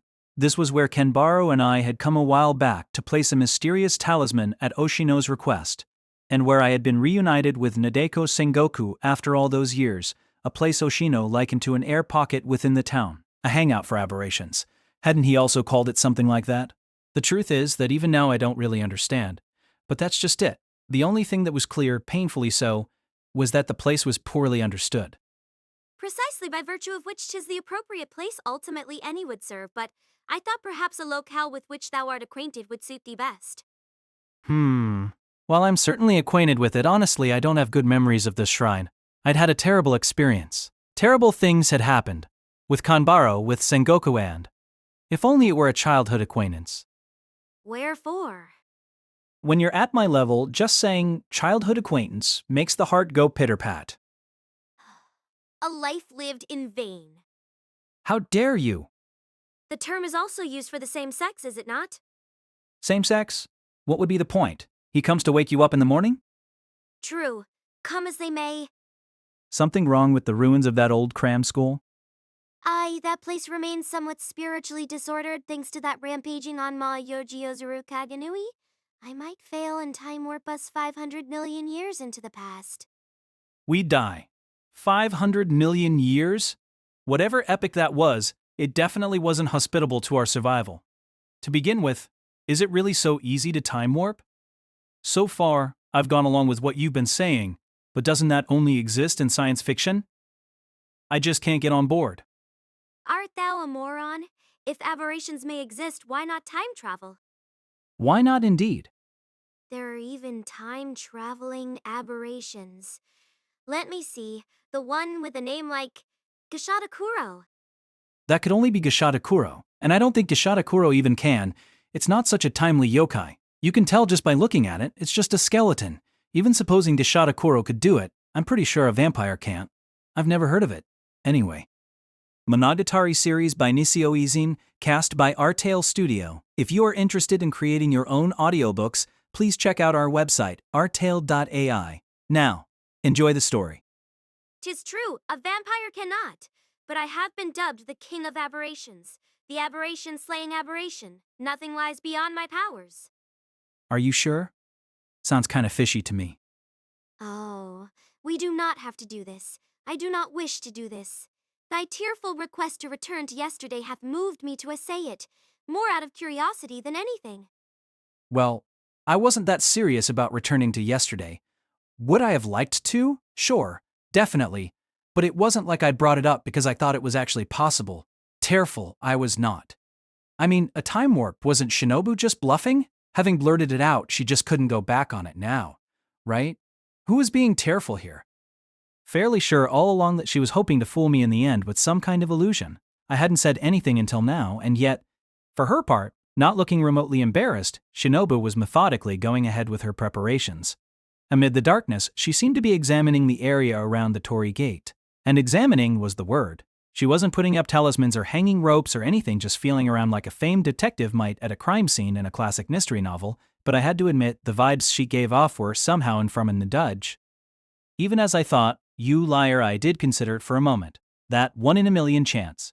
but traveling in time seemed to be on a completely different level from flying, or running at incredible speeds, or packing an earth-shattering power punch. 'Tis the same.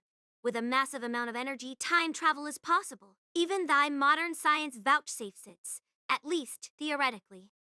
But isn't that limited to traveling forward in time? I'm pretty sure returning to the past is theoretically Are not past and future much the same? Ah, the words of wisdom that people who've lived forever spouted. I thought it was totally hokey, but found it hard to rebut her self-confident pronouncement. As the years pass, the distinction between yesterday and tomorrow loses all meaning.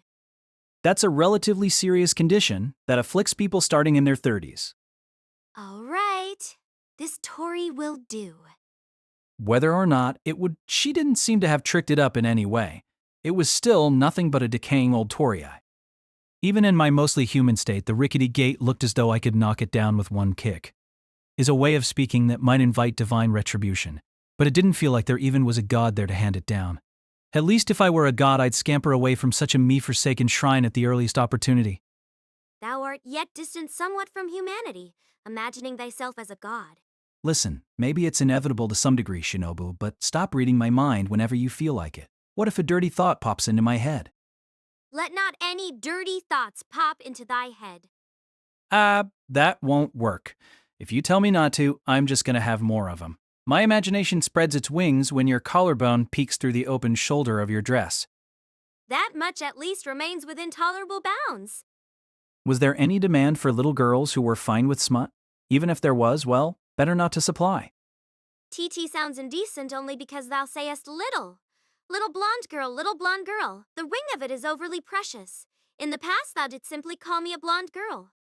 Yeah, but the word girl is too general. Things got confusing. The fact is that I started using different terms so I could differentiate between Shinobu and Hachikuji. There's a behind-the-scenes peek for you. Incidentally, in that schema, Ononoki is the young girl. So, this Tori... Oh, ruddy darkness which ruleth over chaos, I beckon the orb that maketh sport with the ebb and flow of time. Repeat but the final light that in turning turns, and pour forth thy thunder to fill the heavens. Walkers in blackness, swimmers in ash, with the sin-drenched and unspeakable name, make thyselves to convey us hence. You start chanting an incantation? I'm floored. That is... it really brings me back. You don't find that anymore. That register was in vogue, what, 20 years ago? Shinobu kept on chanting, in Japanese for whatever reason, what seemed like a very long incantation, and somewhere, some unknown wheels started turning. Because, when I glanced within the Tori, that simple tumble-down square threatening to collapse at any moment, had become a blank wall of blackness through which nothing was visible. I drew back in horror. My mind recoiled. I was beside myself. I hurried and circled round the Tori to look through from the other side, but everything looked normal, so very normal, the grounds, the path up to the main shrine, and the building itself all peered back at me. Continuing my circuit of the Tori, I stepped back onto the precincts, and once again, I could no longer see the steps on the other side. There was only darkness. See the steps on the other side. No, not quite darkness. It really is like a wall or... What? A portal to another dimension or something. And so it is. It appears to have gone well for a first attempt. Still got it, even if the greater part of my power hath been lost since I became a little girl. Had there been a multitude of clocks floating around like in a Dali painting instead of just a black wall, 'twould have been perfect, she coolly tossed off. Still got it, she says.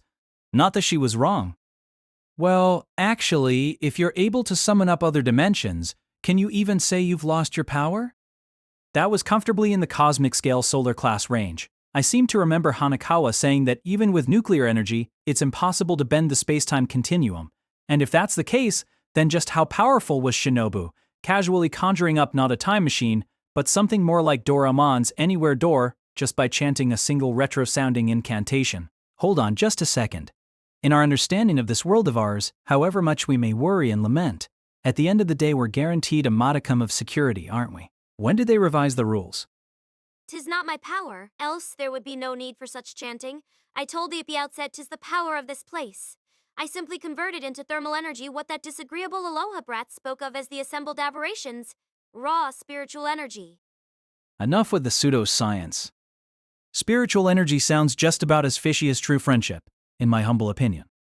'Twould have made a tasty and nutritious meal. But I let it go for the sake of thy plea, nay, in exchange for thy promise of Mr. Donnet. Your personality makes any tsundere antics have the opposite effect. Leaves a bad taste in the mouth. Yet we must make haste. I doubt I can open such a gate a second time. If we dally but another minute, forsooth it shall close forever. Forsooth? The language of the elderly can be a bit obscure. Or rather, I doubted people 500 or 600 years ago actually talked like that. If you traced it back, it was probably just some local dialect. That aside, the word gate gets a perfect score on the shadiness test. It doesn't sound even the slightest bit credible. I'd be more likely to travel through time if I jumped into the drawer of my desk. Still, 1 minute? Hang on. I'm not prepared for this, mentally speaking. Ye need no preparation. Ye need but to jump. Huh? That's all it takes? Ye need not set thyself in any way. 'Tis only time travel. Somehow, Shinobu's breezy, offhanded manner was contagious. I began to feel like a real coward for being unsure and on a different wavelength from her. Like a middle schooler invited out by classmates for some late-night antics might. Yeah, I was probably too worked up about it. After all of the madness I'd been through in the past 6 months, there shouldn't have been anything left for me to fear. It's only time travel. Better just go with it. Italy popping back to yesterday and taking care of my homework lickety-split when you think about it. That's not nearly as dangerous as being assaulted by a vampire, right? Okay, let's go! I triumphantly thrust my fist in the air like I had the brain of a rat. Onward ho! Ho! Shinobu was getting into the spirit of things as well. She acted nonchalant, but she did say it was her first time, and maybe she was actually pretty elated. Hold, there is one more thing. What? Don't try to stop me now that I've mustered up the foolhardiness to fling my body against this black wall. Thy watch. Huh? Thy watch. The one ye affect to wear round thy right wrist, even though thou art not left-handed. Give it here a moment. No need for the lengthy description, I know which watch you mean. Anyway, why do you want it? Just give it over. I didn't know what she intended, but, well, if I accepted that the gate, lol, was going to close in 1 minute like she warned, there wasn't any time to be explaining why. So, just as she asked, I took off the watch that I affected to wear around my right wrist, even though I'm not left-handed, and placed it in the palm of her hand. An antique. TT was a gift.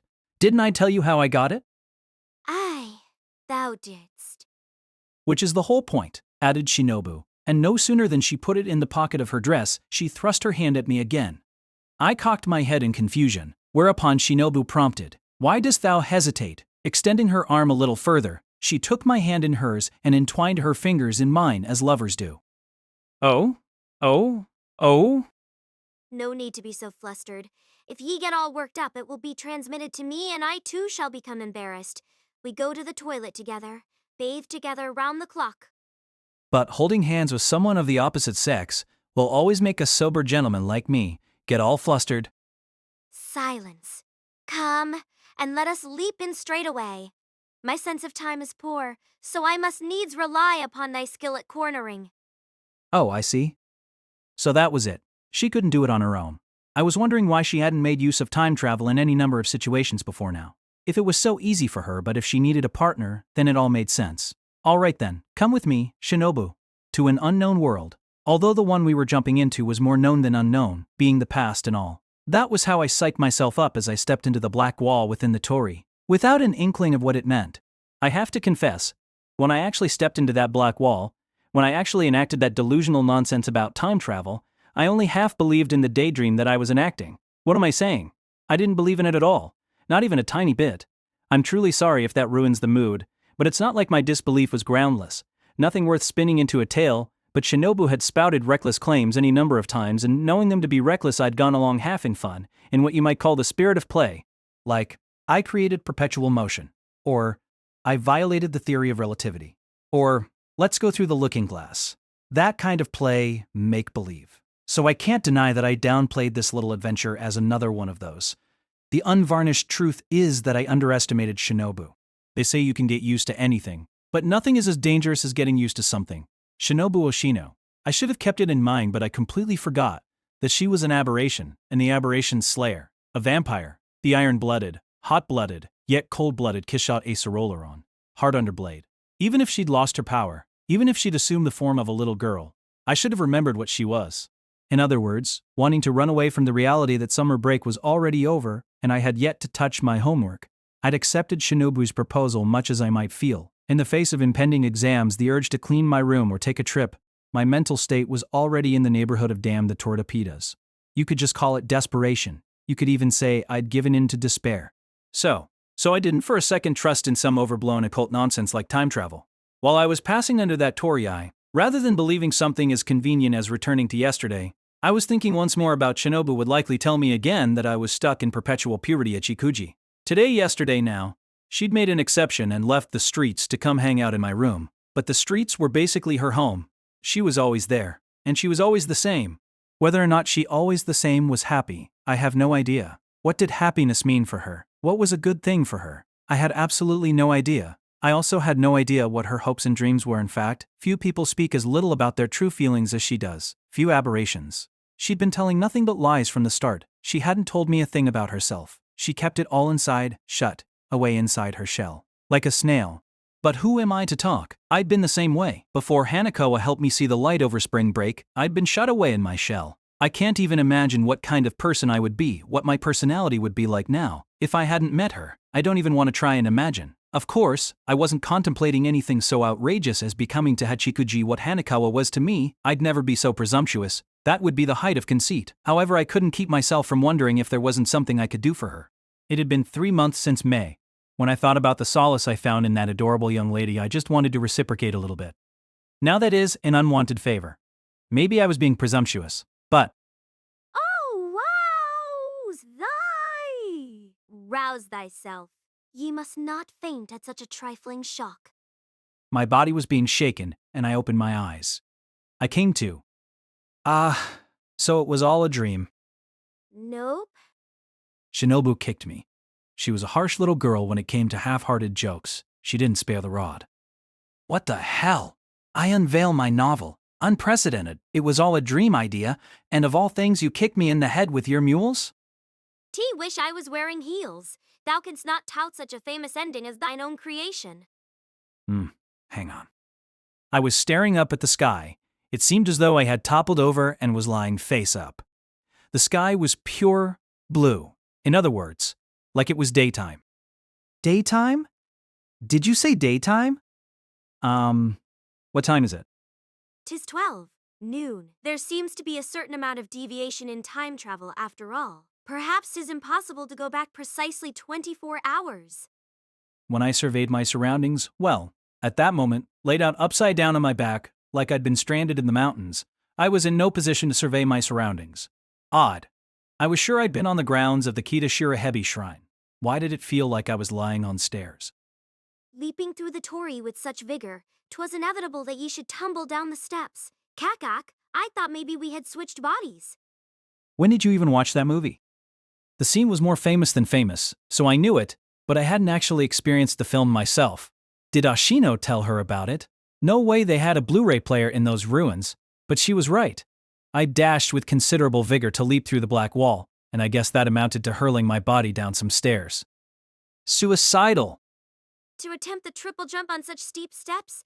I was surprised, I admit. I must inform thee, however, that I am a victim also. I went rolling down along with thee. Look, Shinobu said, pulling up the hem of her dress. Her kneecaps were scraped. Yikes, they'd scabbed over. That looks painful. If it was my fault, then frankly I have no choice but to apologize. 'Tis nothing for which ye need apologize. What a lenient little girl, though she could stop hiking up her dress already. But can't you heal up a little wound like that in no time? Even if you've lost your power, you're still an aberration. T can heal it if I so choose, but I figured it might make for a good fetish. 'Tis your pitch? TF, that's what you were thinking. Then there was no point in apologizing. Which is why I told thee 'twas nothing for which ye need apologize. With that, Shinobu let down the hem of her dress. This hid her kneecaps, and now that they were hidden, I realized how much I'd enjoyed them. Geez, finding a little girl's scab so endearing felt wrong, inhuman. When I looked myself over, I was scraped up a bit as well. My vampire nature was weak at present. It has its own biorhythm, so it wouldn't heal quickly. Well, normally that's how things went. It hurt and everything, but I could take it. Where are we? Part way up the mountain. The steps were like a vague game trail, with no landings. It might be more accurate to call it a bumpy ascending path. So it wasn't immediately clear, but that seemed to be more or less the case. I'd really made a go of tumbling my way down. Did we really succeed at traveling through time? Here in the middle of the mountains, it's impossible to tell if there's been any change. The scenery wouldn't be all that different between yesterday and today. Or, to be honest, it appeared completely identical. Naturally, we succeeded. Since the day of my birth, never have I met failure. You're one hell of a braggart. Where on earth did she get that kind of confidence? It's because you failed over and over again that you're in your current state. I mean, you're sealed in the shadow of a completely average high school student in a remote Eastern Island nation. That, all by itself, seems like a massive, irredeemable failure for a legendary vampire. Nay, it is absolutely impossible that I have failed. I guarantee it. She guarantees it. TF indeed I have. Then I shall have no qualms about letting thee call me Shinobu the Blunderer from now on. Don't go making any rash promises. You'd think someone who's been alive so long would be mindful of the consequences of her actions. Or maybe if you've been alive so long, you weren't. Anyway, I wonder. Now that you mention it, I feel like yesterday. Or I guess now the day before yesterday. The day before yesterday, August 19th. The weather was clear like it is now. Are you sure I wasn't just unconscious for 12 hours because I fell down the stairs? In that case, I was in real trouble. It meant not only having skipped my homework, but totally blowing off the opening ceremony for the new term. Hemikawa would kill me. Tremble. TM at a loss. Why art thou so hesitant to trust me? Yeah, I wonder. Verily, I have done things to thee, but never yet have I hurt thee by design. When I have done evil, it was ever with thy good in mind? Let's start with the done evil part. Rather, why dost thou speak to me as though we are equals? I am thine elder, and thou shouldest speak to me respectfully. Respectfully, I say. Now you're saying this? Granted, you're 600 and I'm 18. But what a time to teach me to respect my elders. Under the circumstances, 'tis already deplorable that thou art disposed to doubt me from the start, before considering whether I have succeeded or failed. First, thou shouldst give proper thanks for my good intentions. Huh. Thank you very much, Miss Shinobu. Go on. Try it. Your character has been all over the place right from the beginning of the series. I don't think it's as simple as just saying that she's an aberration who's easily influenced by others or by her environment. Hachikuji is an aberration too, and she maintains her character unswervingly. Why the difference? The difference is whether or not the aberration in question is paired with thee. Don't act like it's my fault. But it is emphatically thy fault. No. Even if it is, I'm telling you not to act like it is. What a way to avoid responsibility. Such lily-livered diplomacy, denounced Shinobu. What a horrible thing to say. Didn't she learn when she was little that some things are better left unspoken? But you're absolutely right. I can at least trust that you did this with the best intentions. The truth is, there's nothing in this world as precarious as a deed carried out with the best intentions, and no words so overbearing as I did it for your sake. But there was no time to waste on such childish arguments at the moment. Senjogahara told me that whether or not you can abide overbearing goodwill is a mark of adulthood, and if Senjogahara can say that, then she's growing up. As her boyfriend, nothing could be more pleasing. So I was going to do some growing up too. Even though I didn't feel grateful for anything, I'd thank she not. Thank you very much, Miss Shinobu. Thy smile is most suspect. True. I didn't need a mirror to know that it couldn't be more saccharine. So what? Saccharine is sweet, and you love sweets? Who doesn't love a sweet smile? Love, sweet, smile, not a suspect word among them. The more thou carriest on, the more thy words smack of deceit. Love, sweet, smile, one is enough. T-Fifth. I have to pick one, then love. I hugged Shinobu, ardently. No holding back. You adorable little thing. Wee. All right, Pool, let thee off the hook and forgive thee for thy previous insolent speech. She didn't mind it. Moreover, she forgave me. She was a little too lenient. Come on, you've got to fight back like Hachikuji. If you don't stop me, I won't stop, will I? If you don't protect your chastity, who will? Never have I protected my chastity. She really came from a different age. I just couldn't get down with her ethics and mores. Ashino, if you have the time to instill her with aberration lore, or to show her I are you and me for that matter, how about starting there instead? Accept all comers. Such a woman am I. Even without any statutes, you're gonna be censored. But then again, when Shinobu was Kishat Isarola Ryan Heart Underblade, she only ever created one thrall besides myself, so I guess her conduct was pretty upright after all. In which case, was she just trying to play the fool with pronouncements like that? Or was it like middle school posing? Come then, embrace me at any time, just as ye please. No way. If I did, you might suck my blood at any moment. Moving away from Shinobu, I finally got off my knees and glanced up the stairs. That is, in the direction of the Torii. I realized again just how far I had fallen. It wouldn't have been surprising if I died. It would likely be written off as a typical mountain climbing accident. But on one of the piddling hills in our town? How embarrassing for the bereaved family. Hey, Shinobu. What is it? Can we also get back through that Torii? Aye. Well, something like that. Why so vague? Well, now that ye ask, I had not considered the return journey. Was Shinobu's terrifying response. Just a minute. Come to think of it, Shinobu didn't use her own power to pry open the time warp gate or whatever. Feels like the fishy words just keep on coming, but I'm not going to worry about it anymore. She said she exploited the power of the location of Kita Shirahibi Shrine, a hangout for aberrations. TF, you already consumed that power, then I suppose you won't be able to reopen that gate or whatever it is. Now, let me see. Totally undependable. She just put on airs by reflex. Hey, wait a second, Shinobu. Don't tell me we're stuck in yesterday's world and can't get home to our own. No, 'tis fine, 'tis fine. Have no fear, my master. Consider for a moment, this is yesterday, is it not? From this perspective, 'tis on the morrow that I shall open a time tunnel using the aberrational essences gathered at the shrine. Therefore at present that spiritual energy hath yet to be exploited, and I may open such a gate. IT don't even want to give a rejoinder to a word like time tunnel. I'll just pass that one on to the reader. I delegate the responsibility entirely to you. The narrator has left the building. But wait, doesn't that create a time paradox? If we use up all that energy now, then our tomorrow selves won't be able to come back to today. She falls silent. She goes and falls silent. Well indeed, Shinobu muttered. And since there was nothing I could do but watch and wait, I went quiet too. For about 5 minutes, until she finally began to explain her take on the situation.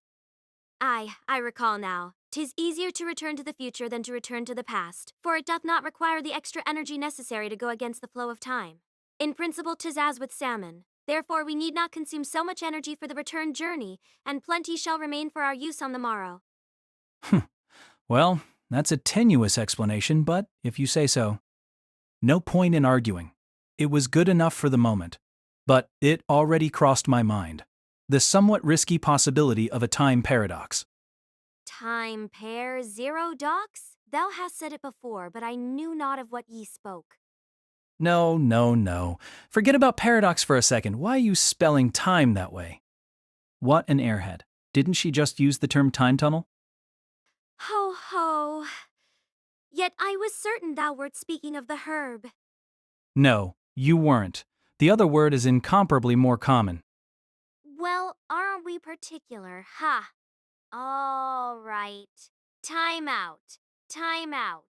Let me think.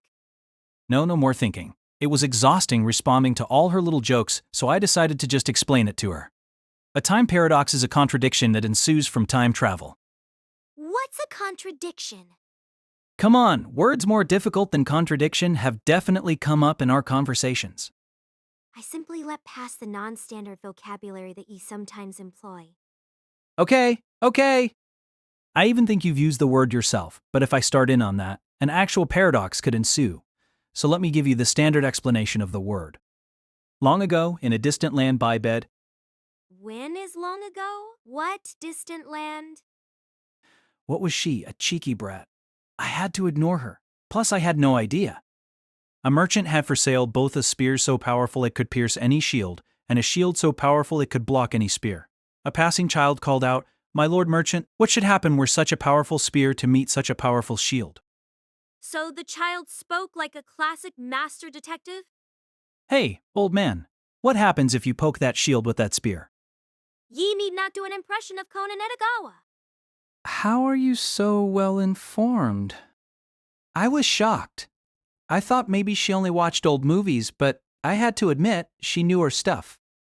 Look, either way, the kid says this, thrusting his finger at the merchant. If the spear penetrates the shield, then the shield is not as powerful as you claim. And if it doesn't, then the spear is not. So, old man, what you're saying is a logical contradiction. Is it not odd to use the very word in a story that purports to explain what it means? Yep. And that, my friend, is a time paradox. That wrapped up surprisingly well. I hadn't planned it that way. Actually, I think the phenomenon of a paradox was hypothesized before the word contradiction existed. Are you familiar with Zeno's paradoxes? Zeno, ne'er heard of him. Well, it's not something you absolutely have to know about or anything, but still. T.M. familiar with Zenon's paradoxes. A really cheeky brat? If she wasn't a vampire, I'd smack her. Well, thou hast illuminated paradoxes and contradictions for me. But what is thy point? Look, just think about it realistically. Let's say I go home right now and do my homework. But if I finish all my summer homework before the end of summer break, then our motivation for time warping disappears. And I won't time warp back to now, August 19th. In which case, I don't do my homework. See? Isn't that a contradiction? You don't get it. She'd cocked her head adorably. It wasn't even that complicated. Not at all. Why quibble? There is nary a Doraemon episode where they fret over such things. Oh, I think there is. I may have skipped the difficult portions. Sounds like you're not a true fan after all. Not by a long shot. As I was saying this, I glanced down towards the foot of the mountain. So what type of time warp is this? Type? What dost thou mean? Well, there are two major categories. The type where the person in question is there, and the type where they aren't. What? Like thine own situation in thy high school class? I'm always there. My presence isn't that faint. Give me a break. I'm not talking about anything so sad. What I'm asking is, if I go home, will yesterday me be there? Or is this me right here already yesterday me? Snore. Don't fall asleep. Z.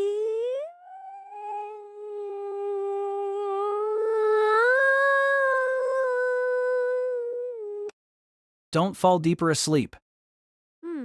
I know not. You're so nitpicky, even though you're a boy. You'll never get married, her eyes insinuated. Mind your own business. Thou shalt have to look and find out for thyself. Hie thee home and peer into thy room, and thy presence or absence will render the type abundantly clear. Guess you're right. Thinking it over was futile. There was no guarantee that the time warp had been successful in the first place. There was still a very good possibility that I was having the world's most ludicrous discussion with a little girl. Oh, but right now it's noon on the 19th? I'm probably not home. Is that so? One no longer stores such trivial memories at my age. Think I remember going to the bookstore to buy some study guides. To simply thine imagination, ye went to buy dirty books. Not storing memories, huh? Well, I do admire thee, getting up the nerve to buy such bizarre smut at the same bookstore frequented by that ex-class president Lass and Miss Bangs, as though it were nothing, I must inform thee, of course, that thou hast been spotted any number of times. Maybe warn me about it when it happens. And don't call it bizarre. It was pretty normal. Perhaps, excepting the calligraphy pens. Stop it. Don't bring up the calligraphy pens. I see. Then maybe I won you as John check the bookstore first. Worst case scenario, we'd get a bit of shocking surrealist theater in which none other than myself witnesses me buying dirty books. But, well, what could you do? If we don't hurry, he'll be gone always in a rush. That one idea. I didn't know exactly where on it we were, but I didn't expect it to take too long. Shinobu followed after me. That is to say, she moved in sync with my shadow, almost as though she were on a leash, as horrible as that sounds. Wait, what? Shinobu, how do you know what time it is? Peen, that watch you're wearing came from the future, so why would it be showing the correct time for when we are now? Fear not, I adjusted it earlier. I hazarded the hour by the position of the sun. 'Twould be trouble if we knew it not, which is why I had thee remove thy watch and give it to me. Huh. In that case, we couldn't rely on it, since you messed with its crown. Oh wait, I can just check the time on my cell phone. Hmm? Can ye? Is not the time on thy cell phone set to the... Let's see. I took my phone out of my pocket. In fact, did just exchanged it for a new model the other day, so Senjogahara and I could have matching ones. She also made me join some mysterious lovers discount service. The truth is, I was a little turned off by her acting so lovey-dovey, but I was too scared to say anything. At any rate, when I looked at the clock on the display, it read, August 21st, Mong 0:15 a.m. Huh? Wait. So if this was the time in the future, that meant only 10 minutes had passed since we leapt through the Torii. Let's see. One look at the sky showed that there was no way it was currently midnight follows. If nothing else, this proves the time warp was a success. No, there's still the possibility that you tampered with the clock on my phone while I was unconscious for half a day. In fact, call it a strong possibility.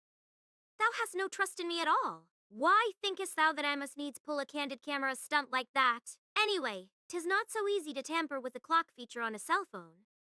Maybe you use the world clock feature to set it to Brazilian time. Thy degree of doubt exceeds simply not trusting me or deeming my words untrue or hard to believe. Put simply, thou canst not stand me, can thee? Shinobu really did look hurt. Who knew she could look like that? I was kind of into it. Sorry, I didn't mean it like that. Oh, truly? She stared up at me with tears in her eyes. It stirred my deepest sympathies. Really, for sure. Then say that thou lovest me. You're totally out of character again! A haughty vampire. A potential suicide. A taciturn girl. Stick with any of them, even the tiniest bit. But must ye be so cold to me? Is it not simply my role to remain more than a friend but less than a lover? Don't mean to be cold to you, but I think you're way off base. Then what am I to thee? Don't ask such deep questions. We'll get to that in about 4 more installments. Oh, what a time paradoxical statement.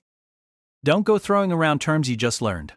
Anyway, to address that earlier doubt, clock feature aside, we should be able to connect to one seg when we get down the mountain. Television programs and terrestrial digital broadcasting won't be wrong about the time. Thy faith in terrestrial digital broadcasting knows no bounds. Poor subterranean analog broadcasting. That sounds spooky, but there's no such thing. Whereas a celestial bechamel bread crust thing sounds delicious. TT does, but there's no such thing. Equestrian dental broadcasting. A dentist on horseback? A conversation without substance. Which took us all the way to the bottom of the mountain. I felt like an ascetic practitioner finally returning to civilization from his mountain austerities. But there wasn't an ounce of truth to that. All we'd done was go up and come down the shabby neighborhood hill. Then, something shook me to the core. What? What the hell? My granny bike is gone. It's been stolen. Or impounded. On my honor as a bicyclist, this is a grave insult.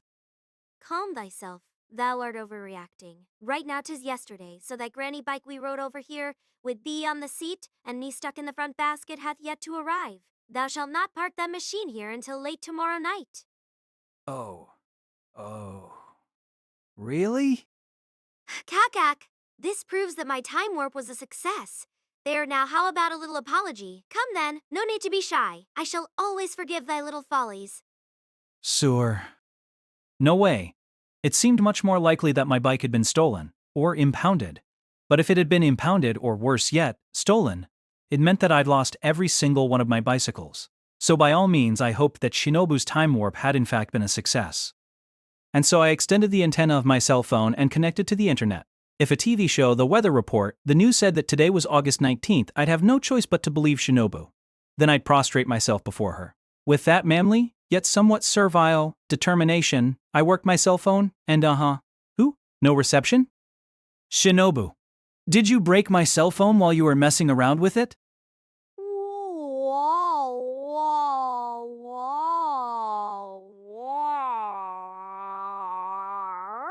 Cannot. Bear it. I hate thee. Do what thou wilt. I care not. You really sulk like a child. Dash. Shinobu made her own sound effect as she started to run off but stumbled and fell flat on her face at the edge of my shadow. In the heat of the moment, she seemed to have forgotten that she couldn't move outside its borders. Okay, I'm sorry. I'm really, really sorry. I didn't mean to make you cry. Concerned about my favorability rating, I apologized sincerely to Shinobu as she lay face down on the asphalt, then put my arms around her little girl's waist to pick her up off the ground. When she looked at me, I saw that she was crying for real. It wasn't like with Hachikuji or Tsukihi's feigned tears, and that was actually kind of off-putting.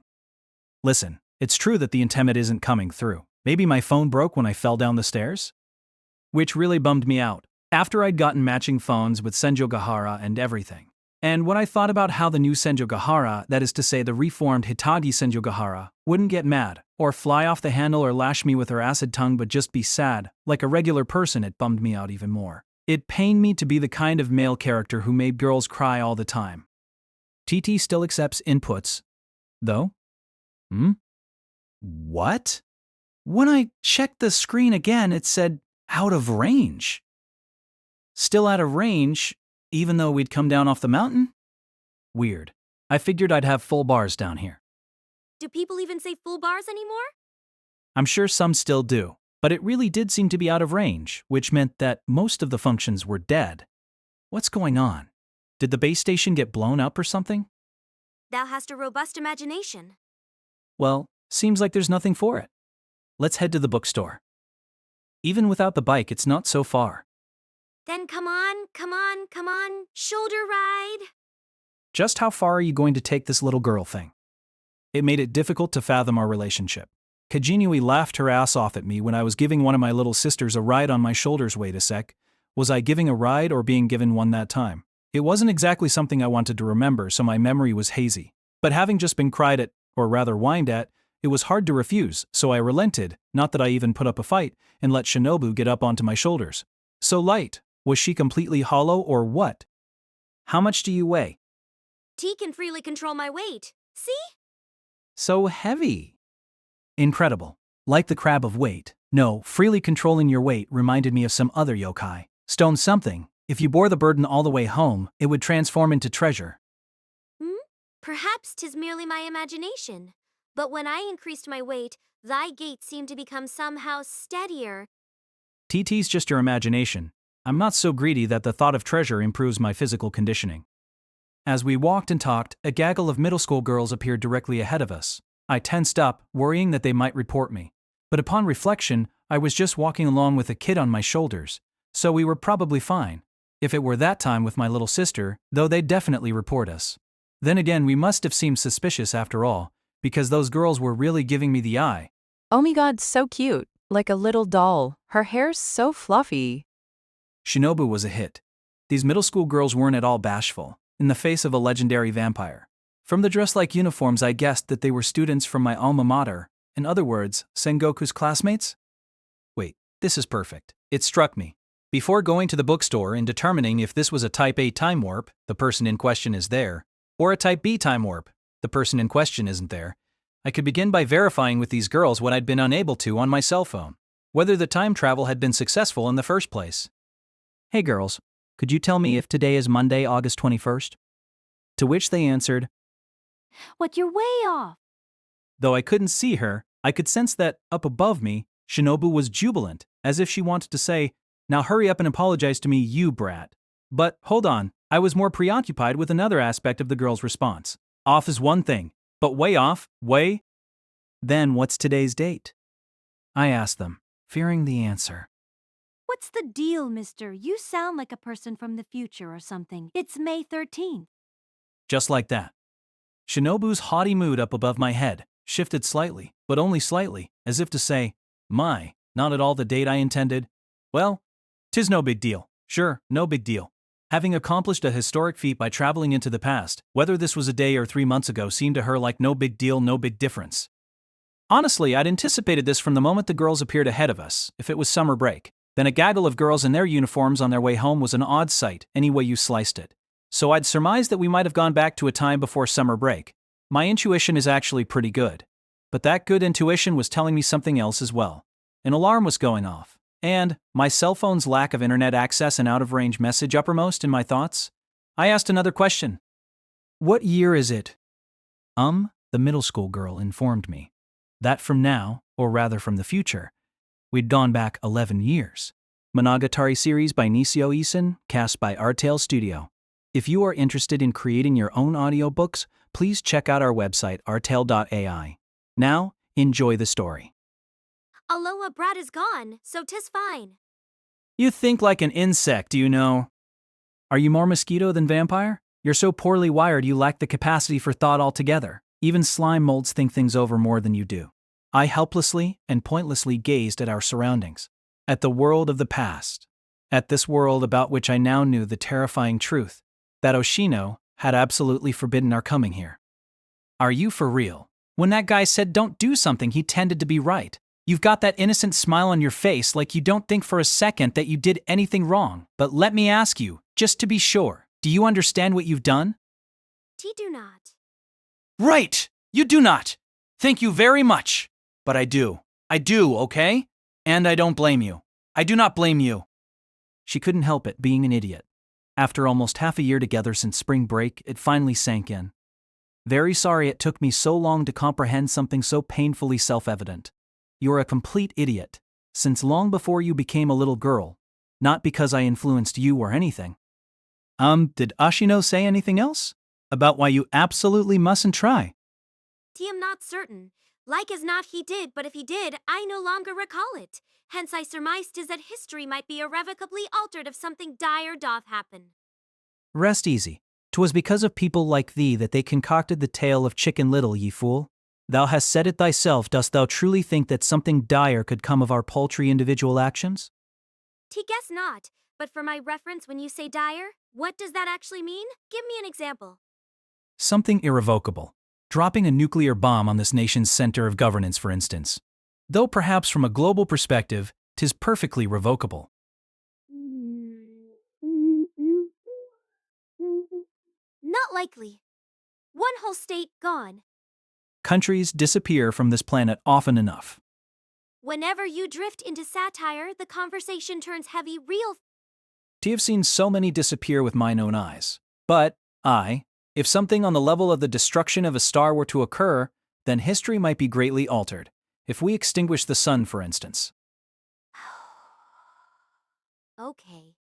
Good enough, let's leave it at that. If history wouldn't change unless we did something of that magnitude, we were solidly in no need to worry territory. A high school student who couldn't do his summer homework satisfactorily, and a little blonde girl who loves Mr. Donut, we'd never disturb anything on a stellar scale. Even if we did, it still might not affect history. Our galaxy itself is small potatoes from the perspective of the ever-expanding universe. Thus our apprehensions were dispelled, fools that we were. In the end, we'd forgotten that Shinobu Oshino was a singular legendary vampire with the power to distort reality. That I was a singular thrall who had under my belt a miraculous victory over that vampire. That we were a fearsome two-man cell who could very well change the world, history, the universe, fate itself. It's not the sort of thing you say about yourself, but if I do say so myself, silly me, I'd completely forgotten. There was a time when the phrase, be the only one rather than number one, was making the rounds with some of the cognoscenti. And while it does sound great and can really give you a boost when you're feeling down, it doesn't hold up in the cold light of day. First and foremost is the objection that becoming the only one might actually be harder than being number one, since most of the time, most people are pretty run-of-the-mill. They can't acquire individuality except through competition with others, because being the only one still means being one of them. No, in that sense, the call to be the only one rather than number one is overly correct, and maybe, for that very reason, offers no consolation. Next up is the objection that people need to know the cruelty of pushing on others, and the atrocity of forcing on oneself. The isolation of being the only one, the solitude of being unique. If you think about it for a second, telling someone to be singular is a repulsive command. True, the more friends you make, the lower perhaps your intensity as a human. But I've started thinking lately, isn't the whole point of friends that you make them despite the fact that it lowers your human intensity? I've been able to start thinking that way. It was, of course, Tsubasa Hanekawa who opened my eyes on that score. But there was definitely someone else too. Mayoi Hachikuji. She, who wandered lost and alone for over 10 years and for that entire time was an only one help to open my eyes. So, let's save Hachikuji. The idea came to me quite naturally if suddenly. Right after Shinobu told me that a time paradox would absolutely not occur, could not occur. There was nothing, no trigger. It came to me there in the middle of that sidewalk. If anything I'd say came to me when I saw the pedestrians only sign. Huh? Did Sao say something? You heard me. Let's save Hachikuji, I repeated with something approaching deep determination. Like I was trying to convince myself in response to Shinobu's dubious tone. I've been thinking about it. Why 11 years ago? And why? May 13th? Why the second Saturday in May? Even if we deviated from our target time coordinates, it seems strange to me. We tried to go back one day, and it makes sense if we ended up going back 1 hour, or 1 year, or I would even concede 10 years. But to go back 11 years, or more precisely 11 years and 3 months, there must be a reason for such pinpoint accuracy. Of course, there's the fact that it was your first attempt at time travel, but I have a feeling there's more to it. More to it? Why dost thou think so? Just my intuition. Intuition. Maybe I should call it a premonition that it wasn't a deviation, but it didn't end up this way because it went wrong. It ended up this way because it went wrong. Since it's a feeling about the past, though, I guess it might be more precise to call it a regret. Shinobu started to say something, then fell silent. Knowing her, she was likely going to start up the usual banter and poke fun at me, but she no doubt thought better of it upon seeing my face. A testament to the desperation written on it. It wasn't the kind of expression that said I've got a great idea. I'm pretty sure tomorrow is the day Hachikuji dies. The day that Lost Last dies? To tell you up front that I'm not 100% sure. Hachikuji only said that it was a little over 10 years ago, not precisely 11 years. Maybe she thought there was no point in getting into the specifics. Maybe she herself didn't remember anymore. Your 600-year memory makes for an extreme example, but it's perfectly normal to be fuzzy about something that happened over 10 years ago. However, the one thing I do know for sure is that tomorrow is Mother's Day. Mother's Day. Mayoe Hachikuji died on Mother's Day, in a traffic accident. So, if I'm right, Hachikuji will lose her life tomorrow on the bumper of a car, on her way to see her mother, from whom she'd been separated. Aye, 'twas something along those lines. So, I said, staring at that street sign again. So, let's save her. T've been thinking, given that we're here in the past anyway, what might we accomplish? Acquiring out-of-print books or buying stock is all very well, but isn't there something more meaningful, something more significant? I couldn't express it well, but if I had to, something fateful. That we can accomplish. Did we not discuss the fact we can accomplish naught but moments ago? For a time paradox not to occur means just this. We may not do anything dire, Shinobu remarked, sounding just a little appalled, distantly, as though she couldn't keep up with my earnestness. Yup, I nodded. It wasn't like I'd forgotten. Well, please hear me out. First, I thought of Senjogahara. Isn't there anything I could do for Hitagi Senjogahara, my girlfriend? Boasting about thy love life, art thou? Nah. Boasting. If you want to look at it that way, what can I do? At this point in the time stream, Senjogahara must be living in a so-called mansion that I've only heard about, not in Tamakura apartments like she does now. And that mansion has been replaced by a road in the present? Yeah. So I thought maybe I could take a cell phone pic of this mansion in all its glory as a souvenir. Something so modest should be possible. The data within thy cellular telephone might vanish thanks to a mystery power when we return to the present. But 'tis worth taking on the challenge. There seems to be no risk. Yeah. I decided against discussing the term mystery power, which didn't sound nearly as fishy as it should have. Even if I can't use the phone part of my cell, I should still be able to use the camera function. Some historical impediment might intervene just at the moment I try to take the pic so that I can't after all. But like you say, it's worth taking on the challenge. But then I started to think, what's the point? Wherefore? Would that simple woman not be delighted? Simple woman. I was sensing hostility. Was it just my imagination? I mean, think about it. She probably already has pictures of her old house. It's not like they were burned out of their home or anything. I don't expect anything so comical as a home fire occurred. 'Twould be just too unfortunate. Pretty sure I saw some books on Senjogahara's shelf that looked like photo albums, in which case, a photo wouldn't make much of a souvenir at all. 'Tis exactly why it couldst too, but in essence thy words ring true. So then I thought, might I not solve Senjogahara's problems now? 11 years ago. By that girl's problems dost thou mean the crab of weight? No, 'twas something else. Not the crab, but in truth her family. Yes, her family problems, I said, finishing the sentence for Shinobu. Senjogahara's mother being taken in by a nefarious cult, the divorce settlement, all of it. I thought maybe I could nip those problems in the bud before they happened. Thou canst not, for 'twould alter the fate of a person, no, of many. Probably, yeah. I didn't try to counter Shinobu's negativity, I couldn't. I didn't need her to tell me. There was no way one guy, yours truly, could pull off such an extravagant feat. No way.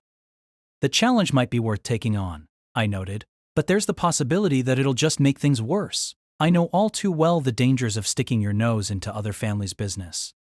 And if I might add, T have no inkling of what I could even do to put the Senjogahara family on a better trajectory, especially at this point 11 years in the past. As far as I'd heard, Senjogahara's awful family problems had yet to arise. In fact, you could say they were in their honeymoon phase. Father and mother and daughter. The three of them going to the observatory together to gaze at the stars. That's what it was like at this time. If we'd gone back 2 years instead, maybe I'd find that bastard Kaiki and royally kick his ass. But at 11 years ago, the lying swindler's probably still in college. Even if I kicked his ass now, I'll bet the deviation would be corrected for in the intervening 9 years. Methinks thou couldst not match Kaiki even in his college days. 'Twould make quite a punchline when he turned the tables and took thee for everything thou had. For all those counterfeit bills, Shinobu appended acidly. Yeah, well, not much I could say to that. Honestly, I didn't think I could beat him, even if he was in elementary school. Not really wish I could do something about it. For her part, Senjogahara looks on the bright side and says how it was precisely because she experienced that miserable period that she now has the good fortune to be dating young Mr. Aragai here. But even so, the 2 years that she spent with the crab of weight were, despite her weightlessness, too heavy to bear. That probably falls under the heading of something I can't do, though. Probably. By the same token, I don't think there's anything I could do for Hanekawa's situation at home. Well, if we're just talking hypothetically here, there might not be nothing I could do for the Hanekawas. She'd be about 6 at this time, which is to say, her problems had already arisen. Solving problems that have yet to arise, as in Senjogahara's case, has an extraordinarily high difficulty rating. But if the problems have already arisen, then surely I could find some way to deal with them. But it must be absolutely impossible. Whatever has infected the Hanekawa family goes beyond the level of anything that one high school student or one vampire could fix. Shinobu agreed with me for once, without hesitation. The afflicting cat and black Hanekawa are one thing, but most wretchedly was I outdone by that former class president herself, if possible. I want naught to do with it. Yeah. Making the wrong move would just make it worse. Never mind, Keiki. I don't think I could beat even 6-year-old Hanekawa. If I tried something, I'm sure she'd just talk me out of it. Much as I'd like to meet Loli Hanekawa, I'm not sure how I feel about becoming a criminal. Need we consider such a possibility? Well, that last was a joke. Senjogahara's family was one thing, but I couldn't conjure a concrete image of what an improved situation would look like for the Hanekawas. Of course, there must have been a time when things were better in that house, but I didn't imagine it was now, 11 years ago. Hanekawa no doubt didn't share Senjogahara's value system, where a happy present is possible, precisely because of an unhappy past, not sharing it at all. She, in fact, abhorred it. To the point of self-denial, ultimately, Hanekawa hated more than anyone else her own brilliant self, her happy self. That disgust, that hate, gave birth to the white cat. The black cat? If there's anything I can do, I want to try, but I'll bet that's also something I can't do. I believe thou art thinking rightly. And there is naught thou canst do for Monkey Girl or Miss Bangs either. 'Tis exactly as that detestable Aloha brat said. People just go and get saved on their own. Nobody can save anybody else. And yet. It seemed like Shinobu was trying to wrap things up, but everything up until now had been nothing more than a preamble. I was utterly worthless, unable to do anything for Senjogahara or Hanekawa, and yet, T think we can save Hachikuji. Why dost thou think so? Despite thy peculiar confidence, 'tis by no means assured.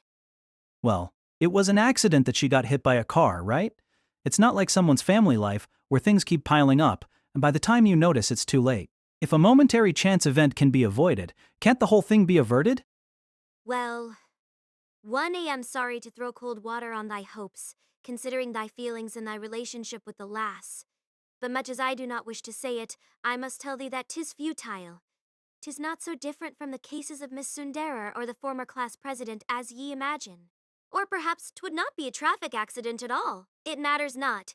Within a few days that lost lass would lose her life in one way or another. Like as not, that established fact cannot be altered. Whatever thou art thinking of doing, will simply delay the inevitable, simply postpone it. Shinobu's words weighed heavily on me, but I, too, could foresee that. Even I wasn't asking for so much. Hachikuji would die. Tomorrow, the next day, I didn't know, but there was no way around it. It was fate. Even so, that's okay. How? Oh?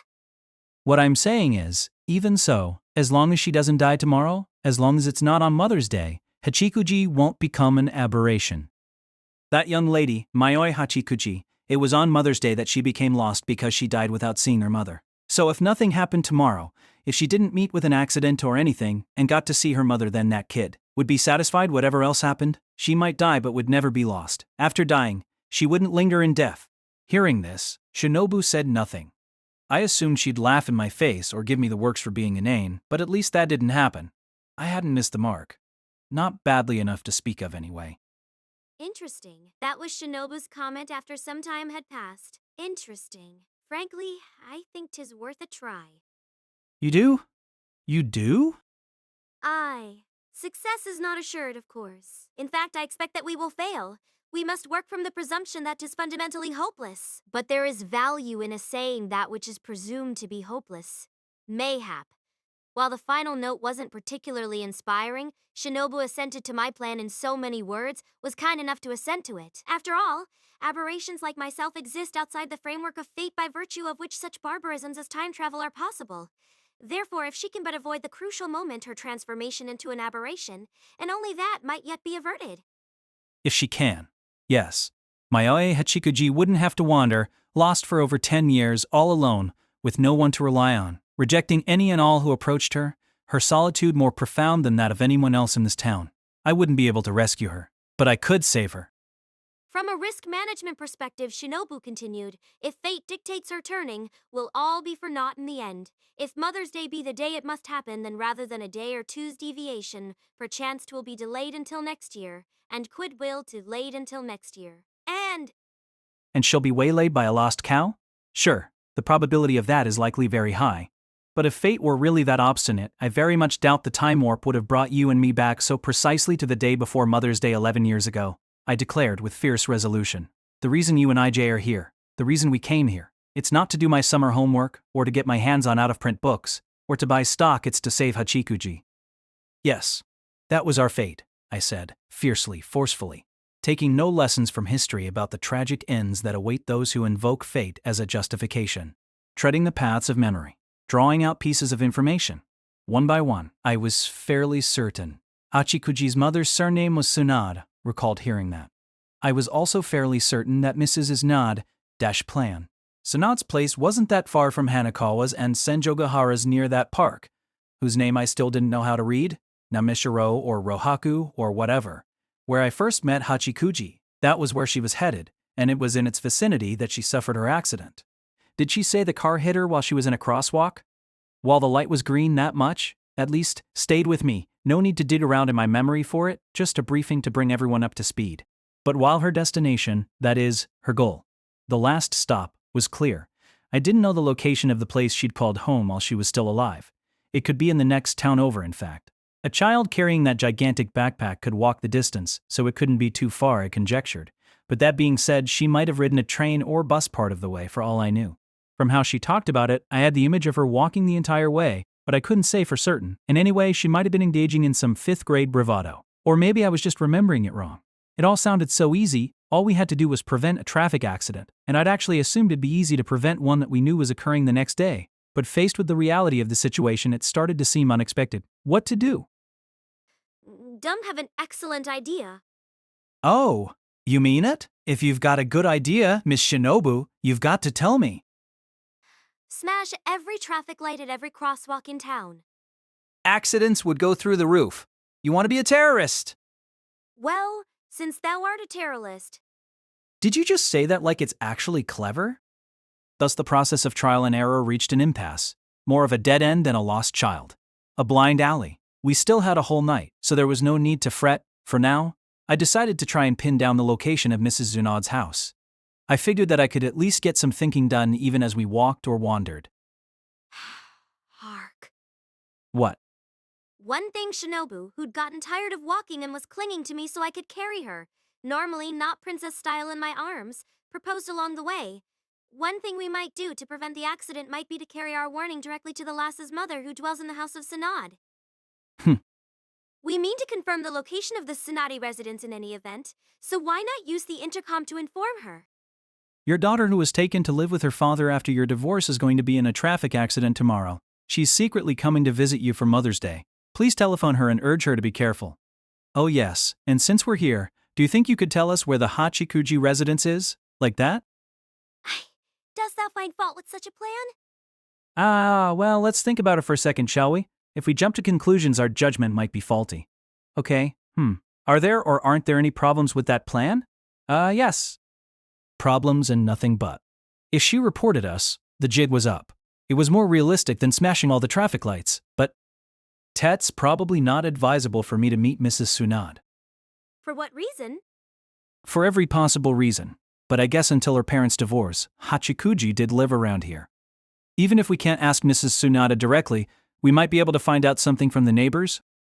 And just as I was thinking, from someone passing by, for instance, Shinobu and I caught sight of a figure approaching us head-on. Perfect timing, no, actually it was hardly good, more like the worst imaginable. Not only was I carrying a little blonde girl, the person approaching us was also a little girl of about 6 walking along reading a book. Wearing glasses, with a single braid in back. You could tell she was the serious type just by looking at her. What an exceptionally adorable little girl, wait. It's Tsubasa Hanekawa. Aiki. Loli Hanekawa shrieked and put some distance between us. As she did, she hurled the book she'd been reading. Oh, yeah. Shinobu fell to the ground like a bug sprayed with insecticide. All of this in the space of a single second. Who are you? And how do you know my name? No, don't answer. I can see for myself. You're a deviant. Loli Hanekawa despised me instantly. The shock was enough to make me want to fall to my knees. But this was amazing. Even at 6 years old, Hanekawa was obviously Hanekawa. I thought I'd only been able to recognize 7-year-old Koyomi Aragi because he was me, Koyomi Aragi. But no, it was surprisingly obvious, or it might just be that I recognized her, because she was Hanekawa and I was so deeply attached to her, looking so serious even 11 years ago. But wait. Koyomi Araragi was laying eyes on Tsubasa Hanekawa in civilian clothes. For the first time, she was in elementary school, so she didn't have a uniform. Haba, Hanekawa's civilian clothes are the cat's pajamas. Eek. And Tsurupita Hanekawa is the bee's knees. Wow, Hanekawa is as flat as a board. Eek. Eek. Ee. Loli Hanekawa ran around madly trying to escape. Hanekawa, frightened. Of me. Calm thyself. I am receiving thine emotions painfully clearly, but do not lose sight of thy original objective. If thou art arrested here, it will be impossible for thee to be released by the morrow. Irk. Shinobu's warning, delivered as she crouched upon the pavement, came in the nick of time and kept me from flinging myself on Loli Hanekawa. With all my might, I clung to a mental picture that my shoes were sewn to the ground. What I really wanted to cling to, however, was Loli Hanekawa. Self-control, self-control, self-control, self-control. Such a scary guy, standing stock still, shedding bitter tears. If there are high school students like him, then the world is a pitch-black place after all. Loli Hanekawa's fear knew no bounds. Trauma now under construction to critical acclaim.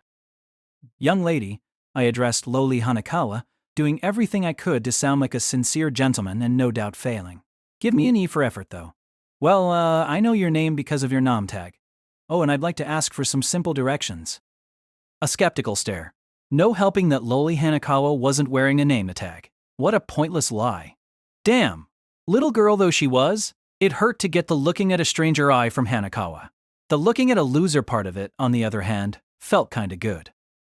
Is there a Tsunade residence in this neighborhood? Still tight-lipped, lowly Hanakawa pointed to the right.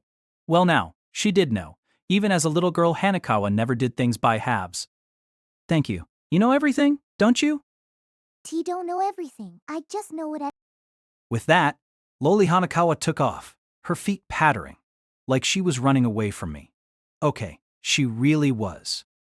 Do you think I just altered history? 'Tis unlikely. All that altered was thy favorability rating, quipped Shinobu, getting up off the ground. Being hit by the book and falling off me, without having done anything to deserve it, she'd gotten a raw deal with that bit of slapstick. And she wasn't even angry, though I suppose such forbearance is to be expected of a 600-year-old. Not with such a minor brush. Still, I said, I can't help but worry about the ramifications of meeting a past version of someone I know. Was the fact that it was Hanakawa good or bad? Do you think maybe she'd get it become my girlfriend in the future because of this? Not a chance, Shinobu laid it out for me, more forcefully than necessary for some reason. And in the unlikely event that there were a chance, when that girl prefers not to remember something. Hun? No, 'tis nothing. Anyway, ye need not fear. Anyway, we know which way the Sanad residence lies, so let us make haste. Right. Then while we were on the path indicated to us by lowly Hanakawa, our sights set on the Tsunade residence, I remembered. That 11 years later, I tossed the same question at Hanakawa, at which time she flatly answered no. Is it possible to know, 11 years in the past, something that you don't 11 years in the future? Or maybe, 11 years later Hanakawa only acted like she didn't know because of the circumstances. I thought as I kept walking, trusting in lowly Hanakawa's words. No matter how far we went, there was no Tsunade residence to be found. What we ultimately reached was a police box. Shell tricked us. Even as a little girl, Hanakawa had it all under control. And yet, this might be an appropriate time to say God works in mysterious ways. Although honestly, I don't care for that saying, because thanks to that police box we learned the locations of both Mrs. Tsunade's house and the Hachikuji place. There wasn't much to it.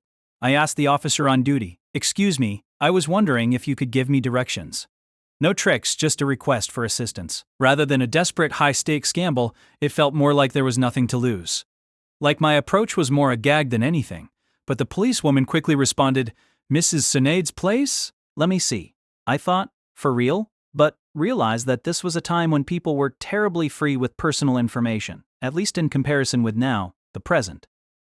Things are really tough for poor Mrs. Tsunade, aren't they? After the divorce, she seemed to age overnight. She puts on a brave act, but you can see the weariness in her face. No surprise there. That woman really loves her only daughter. Now, what was her name? Give me a second. I'll remember. I've got a great memory. Comes with the territory. Mayoi, that's it. Cute kid, but it seems like she never comes to visit. Well, I'm a neutral party, and I don't want to criticize the father, but... I listened as she went on and on like that. For almost an hour, in the course of which I became an expert in the internal affairs of the Hachikuji, that is, the Tsunade family. No matter how lax protections were for personal info during these years, the policewoman's lips were a little too loose. She'd be liable to be sued in the present. By the way, what's your relationship to the Tsunades? She asked at the very end, finally minding her duties. "Tell a friend," I said. "A friend of my eyes." One tried to play it cool, but sensing the policewoman narrowing her eyes at the suspicious profile of a high school student claiming to be friends with a very young girl, I beat it as fast as I could. The pell-mell retreat of a half-vampire boy. Not the sort of thing you see every day. "All right, that policewoman drew me a map of the neighborhood. With this, I'm invincible, like Mario after he gets a star in Super Mario Bros." Tease thine analogy so vivid that thou must utter it so forcefully. The pell-mell flight came to an end at that park.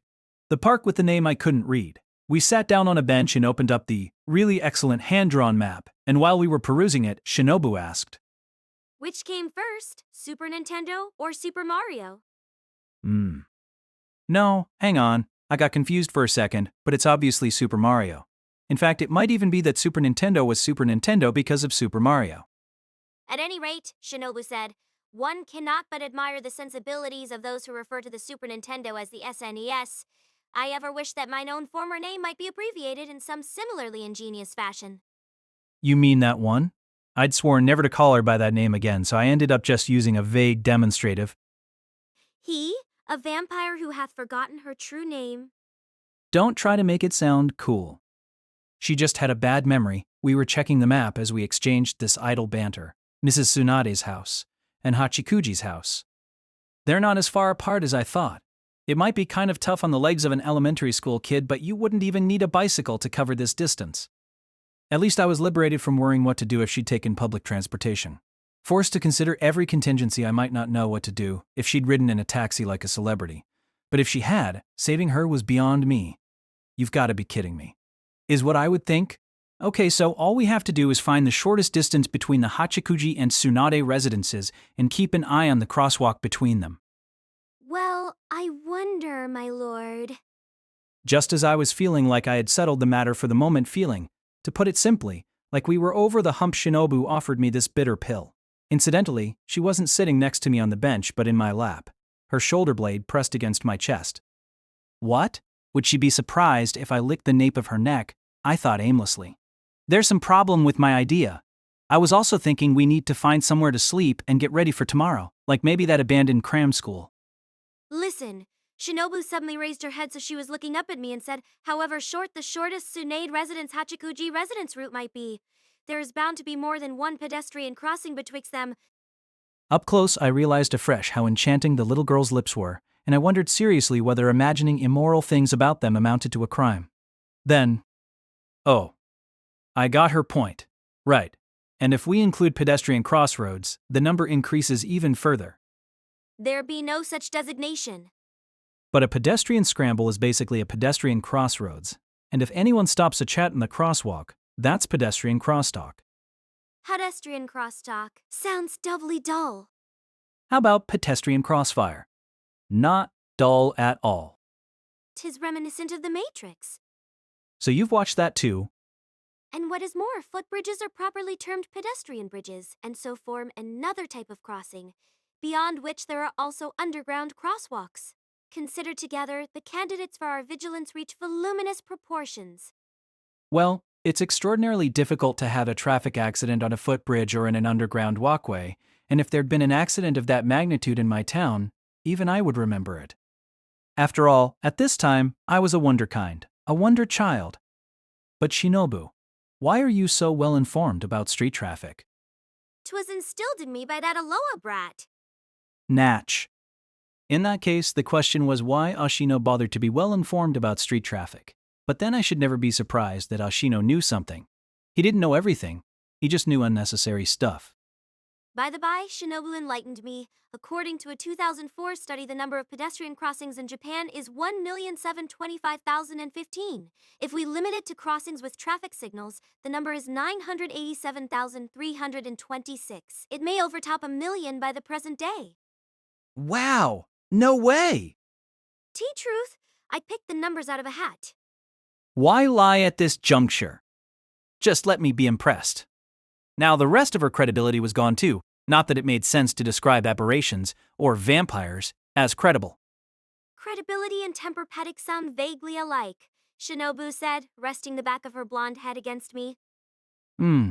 Girls really smell this good without even wearing perfume, I thought worthlessly, folding my arms in front of my chest.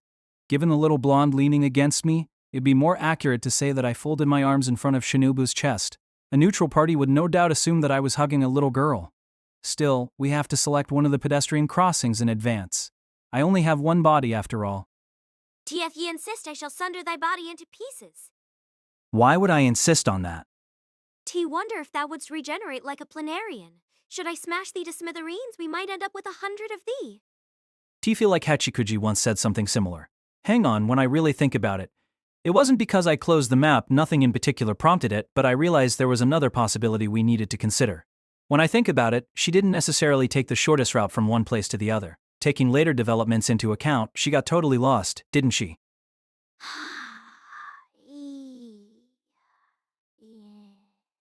In light of her transformation into an aberration, 'tis more likely that she failed to take the shortest route. But if she went every which way, there's no way for us to keep a lookout. We had to keep watch over every crosswalk in Japan. To exaggerate, I glanced over at the sign with the residential map in the corner of the park. On that day, that Mother's Day, 11 years from now, Hachikuji was looking at that map. Alone. All alone. What do we do? And after we finally pinned down the locations of the Tsunade and Hachikuji homes, thanks to Hanekawa. Not thanks to the former class president's lolly version, 'twas thine own doing. Thou shouldst hold thy head up high. Yeah? Aye. At the very least, 'twas certainly not with that intention that the girl pointed us in the direction of that police box. Shinobu hummed with a satisfied and not particularly gruesome smile. I have hit upon a scheme. Scheme. I am Secret Scammer Shinobu, a dream collaboration. Since the eras actually overlap in your case, it's more like plagiarism than a collaboration. I mean, first do something about the harsh reality that, thanks to your secret stratagem, we're stuck 11 years in the past. Please, please, no more secrets. Keep it open source, I'm begging you. Of course, thanks to the stratagem we might be able to save Hachikuji, so I guess I couldn't fault her there. Hearken to my words. We need not tarry at some pedestrian crossing. We have learned the location of the Hachikuji residence, so let us away there to lie in wait, whence we may tail the girl when she makes for the Tsunade residence. Where's the joke? Her unexpectedly proper stratagem forced an absurd quip out of me.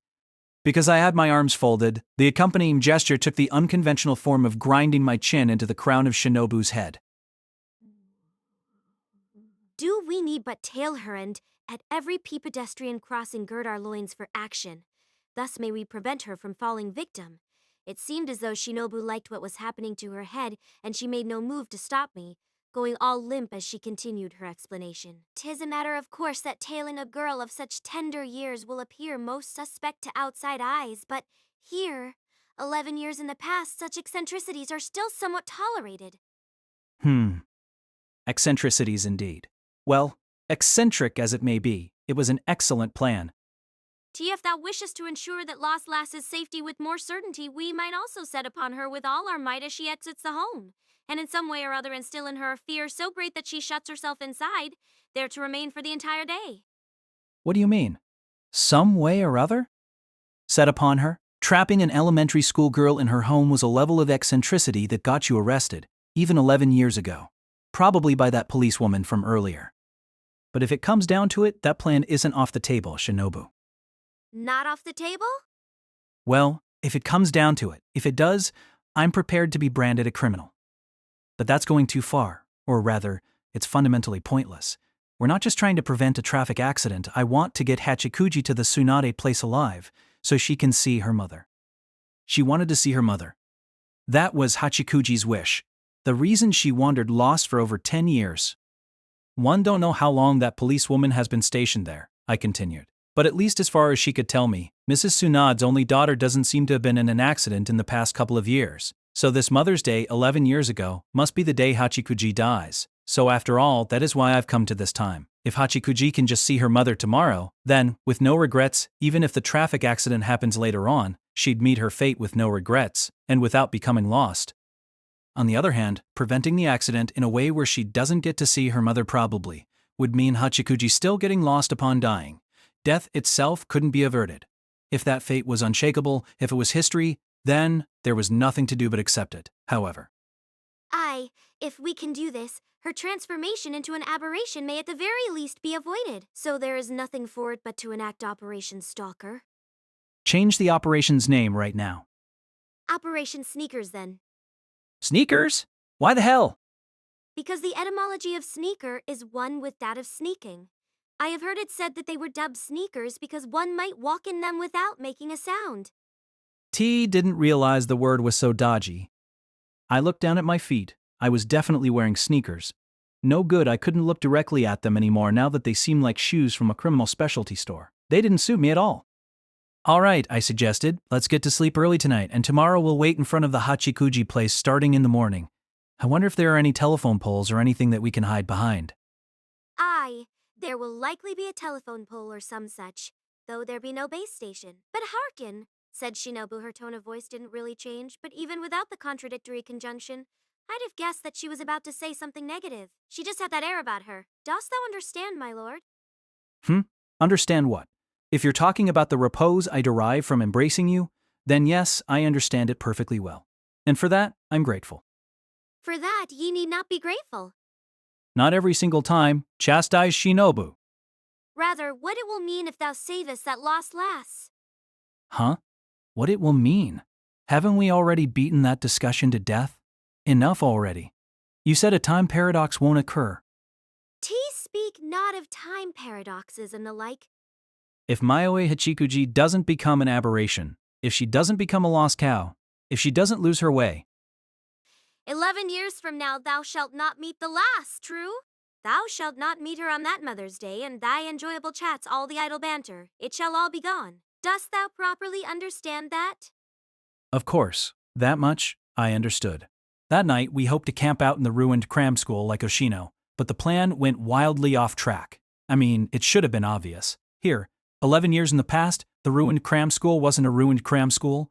In fact, I believe it was formerly known as Eco Cram School. The place didn't even exist yet.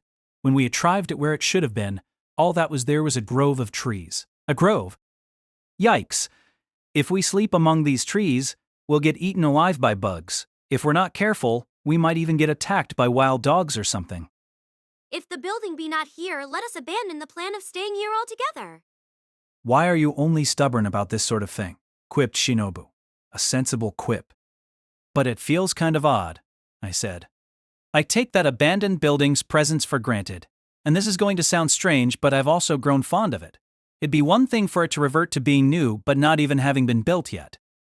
In other words, I didn't know when, but sometime later on, that 4-storied building was going to be constructed. Who knows how many children would pass through its classrooms. Eventually, it would close after suffering financial difficulties. That whole future lay ahead of it, though it was impossible to predict such a future from the grove. I muttered, so the place going under is already woven into the fabric of destiny. That's... All things and all people have a past, a yesteryear, because of which they have a present, which continues on into the future. Is that not so? 'Tis no different for thee, nor for me. Okay, in that case, what do we do? Me, I'm so delicate, I can't sleep in an unfamiliar place where I don't feel comfortable. I'm the type who can't even sleep with a new pillow. We have no pillows to begin with. Well, I was hoping to use your lap as my pillow. Tea, if that is thy desire, I shall not deny thee. Deny me, please. Joking around with this little girl was pretty tricky. But why consider sleeping in a grove at all if thou be such a delicate fellow? Why indeed? 'Tis less delicate than Deliki. Woof. Painful. Anyway, this place was already not the place I knew, or rather, it wasn't yet the place I knew, so to speak. Well, it doesn't matter, I declared. If worst comes to worst, we can stay up all night. To tell the truth, I'm not feeling all that sleepy. My vampiric constitution. At the moment, my biorhythm was on normal mode, or more like easy mode, so my vampiric nature was at a low ebb. You could say that, physically, I was like a normal human. Still, my recovery and healing parameters were maintaining decent levels, thus I didn't really need to sleep for rest. My progress in studying for exams was of course due first and foremost to Hanakawa and Sanjagahara's guidance, but also, I was simply in the enviable position of being able to use some of my sleep time as study time. When I thought about it that way, I felt kind of guilty towards the other examinees, almost like I was doping, but there were concomitant risks, so let's let that one go. I was thinking we'd go early tomorrow morning, I told Shinobu. But why don't we go check out the place tonight? The Hachikuji residence? Where else? I thought perhaps 'twas Mr. Donut's location ye intended to confirm. Quite a self-serving delusion to be having. Wait, in this era when even the cram school wasn't yet a sparkle in the architect's eye, was the local Mr. D up and running. By the way, Shinobu, are you not feeling sleepy? Nighttime is my time. It is, isn't it? But does that mean you'll be tired during the day tomorrow? An interesting question. Nay, for me, sleep has a strong recreational element. I can remain awake if I tried. If I tried was where things got dicey. Shinobu, more capricious than anyone, might not even try. If she stayed awake, it would certainly help me out. 'Tis given to me to slumber within thy shadow, so I might store up on it tonight that I may perform great deeds tomorrow. She seemed somehow enthusiastic. Not that I could get much of a read on her feelings. What? I have no feelings. And at that, Shinobu smiled. Goes to show why she seemed so depraved when she smiled. 'Tis just that I feel somewhat high, somehow put in mind of spring break being alone with thee like this. TC. Well, yeah. Because Shinobu needed to hide in my shadow. It felt like we spent a lot of time with each other. But being alone together, the feeling of being alone together was nostalgic for me too. There were my interactions with Hanakawa and Senjogahara, of course, and various other students at school. And when I got home, there were my little sisters and my parents. However unsociable a guy I may be, I never really found myself alone, at least in a physical sense. Spring break. I repeatedly used hell as a metaphor to describe those 2 weeks, but that hell wasn't necessarily all bad. Right. The real reason I can't recall that vacation without bitterness and abundant regret, even though it was so hellish. Even so, there were happy memories mixed in there as well. Unhappiness can't be transformed into happiness, but in addition to unhappiness, there was also happiness, not as two sides of the same coin separately. Shinobu? Hi. Want a kiss? Why? And whence thy middle school girlish invitation? Shinobu opened her eyes wide. Her golden eyes. Why not? You're the one who was inviting me earlier.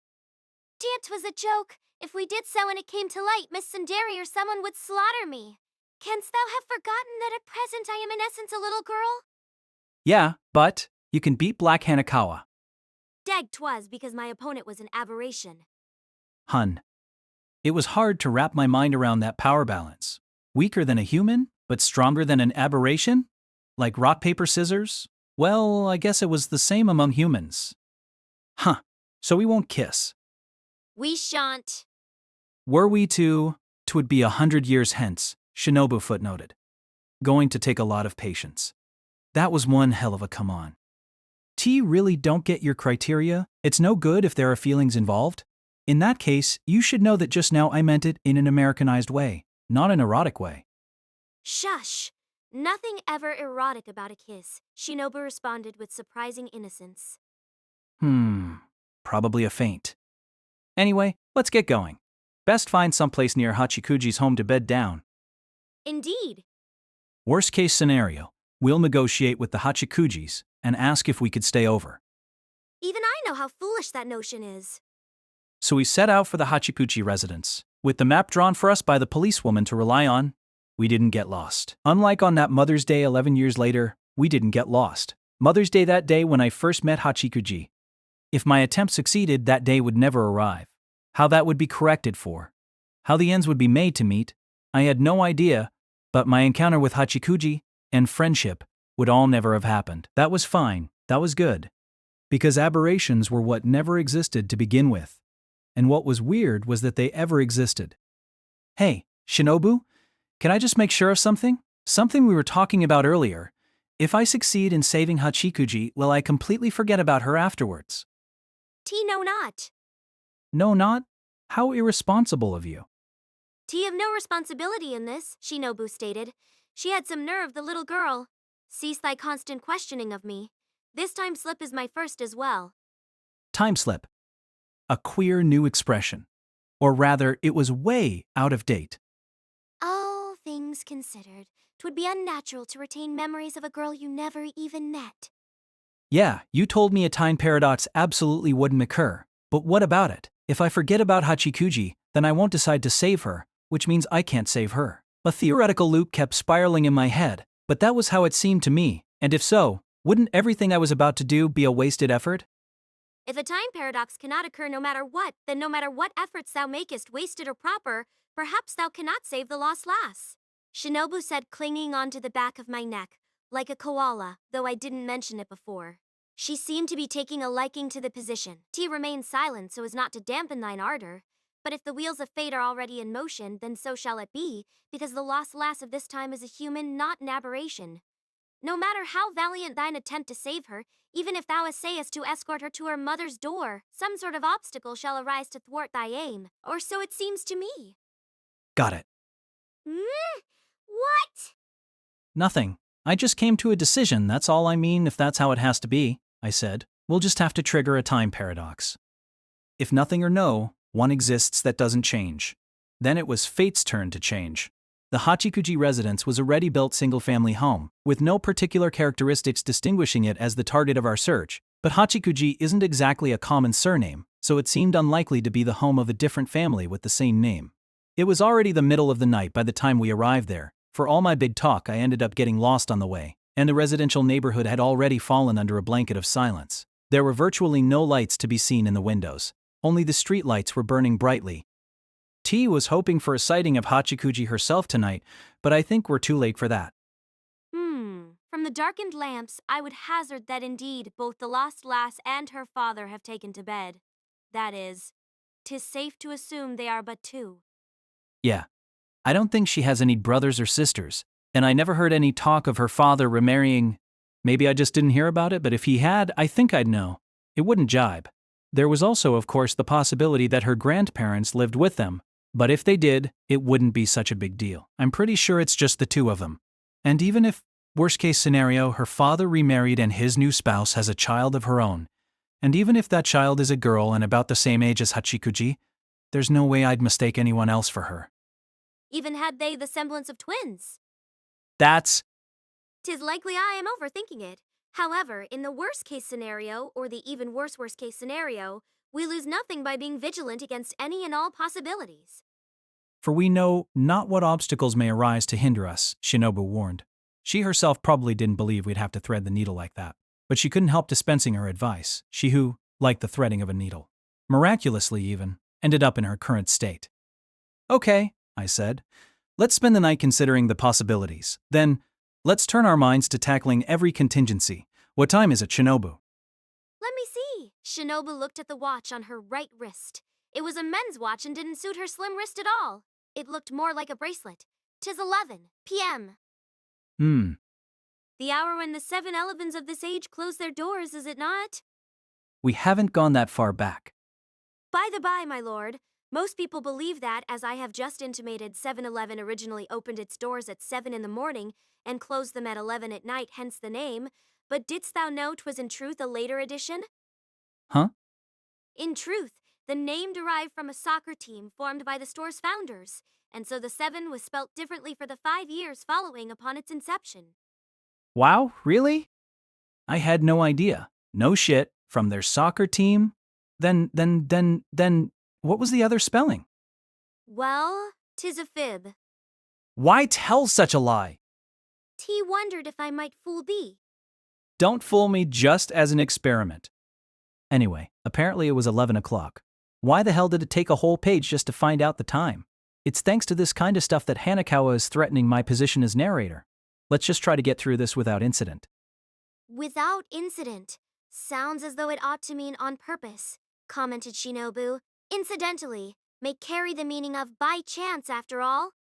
Stop reacting to every single word already. At this rate, we'll never get this conversation over with. No matter how many pages we fill, let's see, we can't just stand here all night?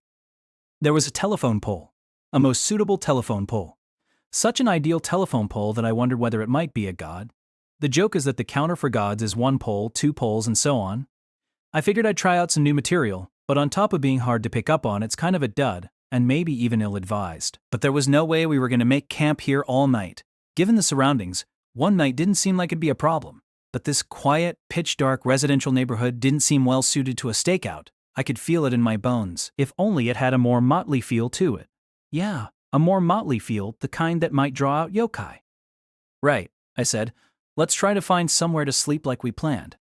I decided to check the nameplate on the house one more time, just to be sure, approach the door, make sure it says Hachikuji, and then get away from there. While still carrying Shinobu. Wait, if I'd been carrying her all along, shouldn't she be weighing me down? Yet, I muttered, the sensation of those ribs rubbing against my chest eases the burden. Art thou aware that thy innermost feelings beyond the pale of humanity are flowing untrammeled? With little girls, it's all about the collarbone and ribcage. Oops. That's definitely not a line you can voice these days. Nor in the Edo period. Wasn't that era tolerant of lowly, though? The marrying age was insanely low, and they were even tolerant of shota, weren't they? Page boys, or whatever. Well, if truth be told, Shinobu nodded meekly. Each age hath its own mores. It'd be best if we could find a nice big park like that one, with the unpronounceable name so we could spend the night without inconveniencing anyone, or rather making anyone uncomfortable. I submit that sleeping in a ditch by the side of the road would be most vampire coffin-like. However, art thou implying that 'twould be a shame to disturb the paperboy or anyone who happened upon us in the morning? Yeah, something like that. Shinobu, I'm personally delighted that you're finally showing some comprehension of the subtleties of human society, but sleeping in a ditch by the side of the road is very much not human. It is, quite literally, a niche idea. Unfortunately, there was no such park near the Hachikuji residence, or if there was, we didn't know the lay of the land well enough to find it. If only I'd anticipated this and asked the policewoman. By the time we finally discovered a park that met our needs, it was well past midnight. In other words, the big day, Mother's Day. Now 'tis time for Shinobu's Trivia Corner. Didst thou know that Father's Day actually predated Mother's Day? Bullshit. Drat, was it so obvious? Well, the whole process may have taken longer than necessary thanks to this kind of back and forth, Shinobu's false trivia corner. But we may not actually have been that far from the Hachikuji residence. If only I could use the GPS function on my cell phone, I could confirm our current location. We talk about how much better things were in the past, but actually having traveled back 11 years, a lot of things were way more inconvenient. The past wasn't all that great. Right. At the same time, it definitely wasn't all bad. That's to say the park, which had an easy-to-read name, unlike the other one, had a ton of playground equipment, which took me back, most of them having been removed all across the country in the present. Wow, the spinny guy. Actually, now that you mention it, it does seem pretty dangerous. Sweet, I'm so pumped. Shinobu, let's see who can kick our shoes off farthest from the swings. Is it not thanks to such tomfoolery that they have been removed from across the land? A high school senior frolicking on the playground, admonished by, to all appearances, an 8-year-old girl. Well, I'd get reported for playing in the park in the middle of the night, most likely, so even if Shinobu had been into it, it was probably best to give it up. Ah, but come on, I groaned. I want to do back hip circles and stuff. I haven't done them since grade school. I wonder if the horizontal bar still tastes like blood if you lick it. Dada hod saf. Dada hod saf. The taste of blood. Shinobu's eyes lit up. It seemed my words had tugged at her vampiric heartstrings. You never knew what grabbed her attention. I see, blood, because of the iron content. If such be the case, then in lean times I might chomp on some iron to survive. What a grim stopgap. Plain old water would be more like blood, probably.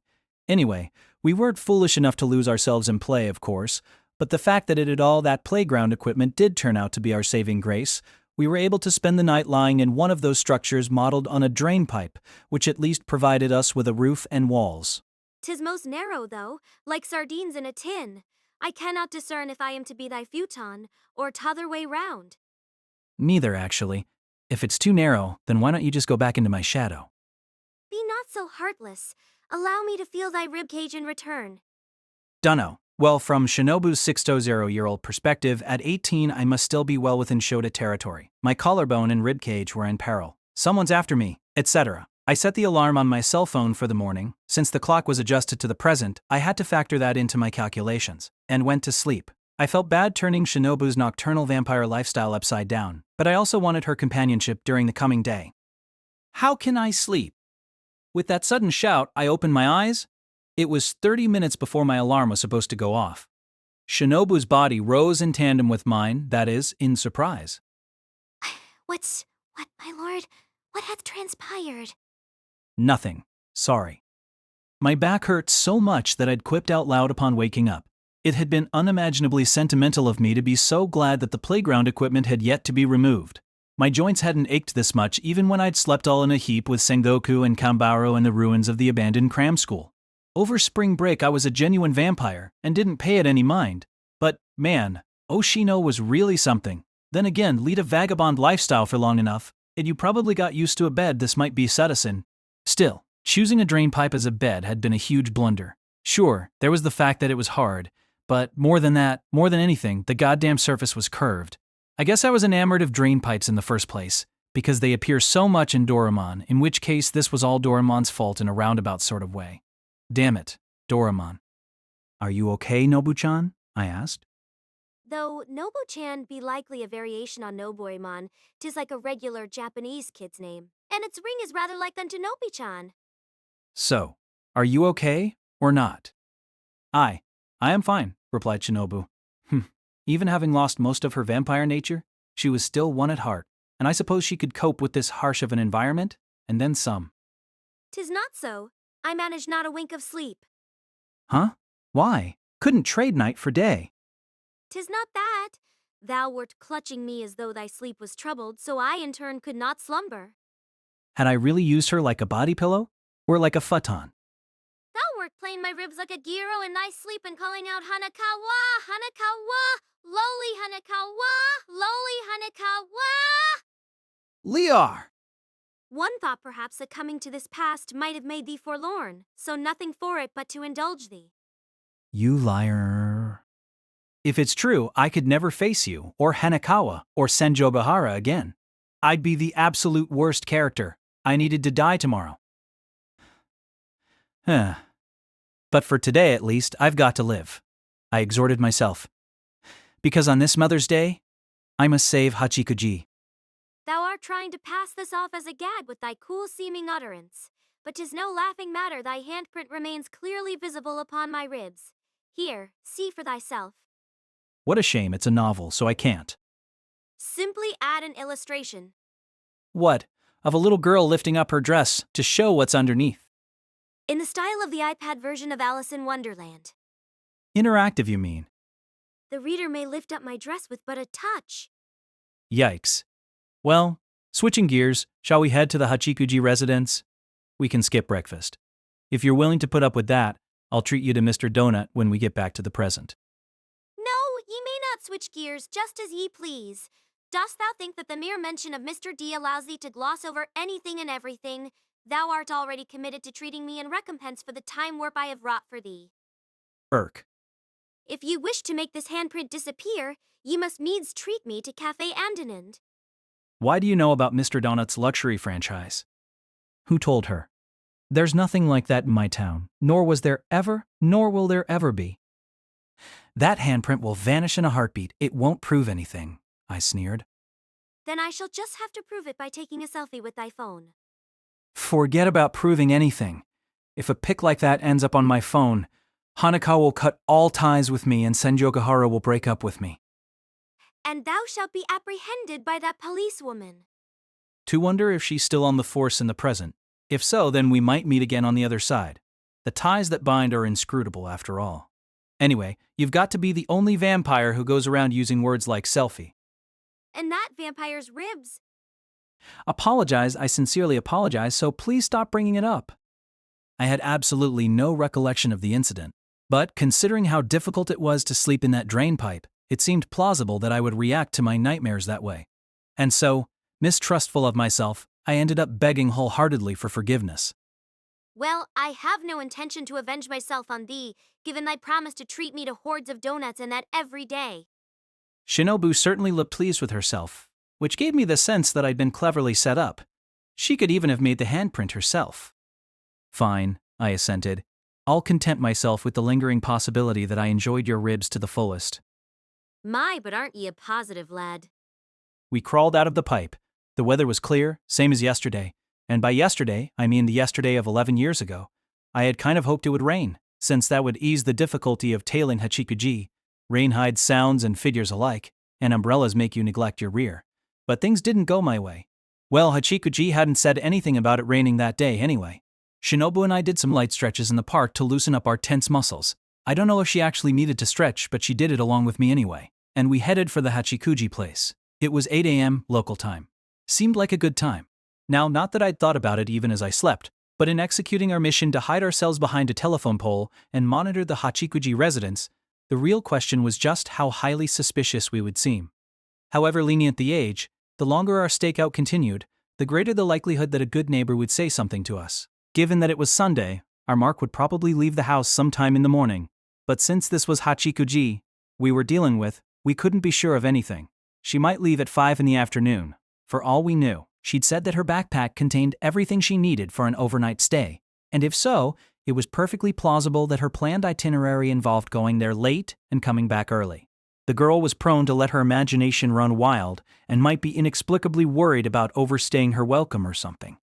What a total pain in the ass, I gripped. She can get lost. Is that not precisely what we endeavor to prevent? Our usual banter went on, but on that one point I readied a strict countermeasure. A countermeasure against being addressed by anyone from the neighborhood, that is, even should the stakeout continue for 10 hours. It consisted of giving Shinobu blood, of letting her drink my blood.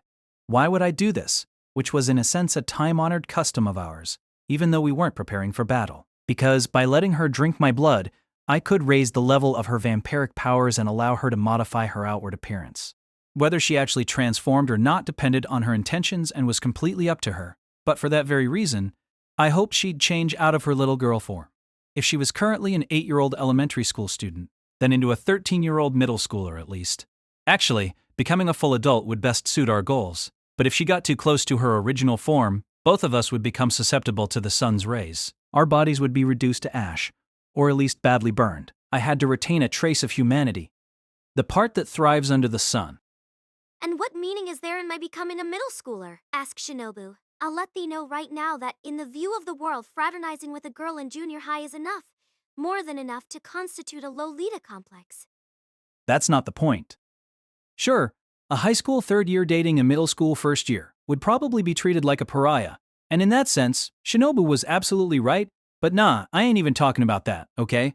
Not entertaining myself with the mini ages of Shinobu or nothing. Do you remember those middle school girls from yesterday? Have forgotten. Well, remember. Oh, them. I see. I understand thine intended artifice. Ho-ho, mighty perceptive, Shinobu. Positive that she understood exactly nothing. I enticed her to spell it out. We were both getting a little too into it. Through thy conversation with them, thou hast discovered the fascination of middle school girls. No, I'm telling you, that's not it at all. Upon our return to the present, will the first stop be the dwelling of Miss Bangs?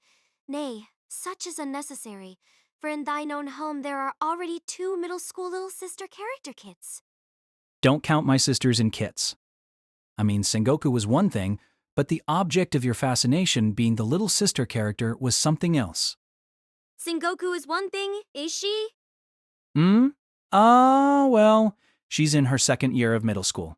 And lately she seems strangely grown up, you know? Then that one's actions have unexpectedly begun to bear fruit. Who do you mean, that one? Sounds like some final boss, Kaiki? Nay, pay me no heed. I do not wish to speak of it. Now, if what thou sayest is true, where is the sense in my becoming a middle schooler? In making me recall that gaggle of girls? Because, obviously, someone's much more likely to say something if I've got a little girl like you with me. By all means, I want you with me on this stakeout. Which is why ingenious young Mr. Koyomi over here had this idea. If you're fed enough blood to grow into a middle schooler, you GLL. Become more pretty than cute and exude an unapproachable nobility. An air about you will make anyone think twice about addressing you, a bewitching beauty who could steal anyone's heart. Huh? I was just stating the obvious, so why was middle school Shinobu blushing? What's up? Are you not feeling well? Seems that with the return of your vampiric nature, the sun really does become your enemy. I thought there'd be no problem with 5 or so years of growth. Are you okay?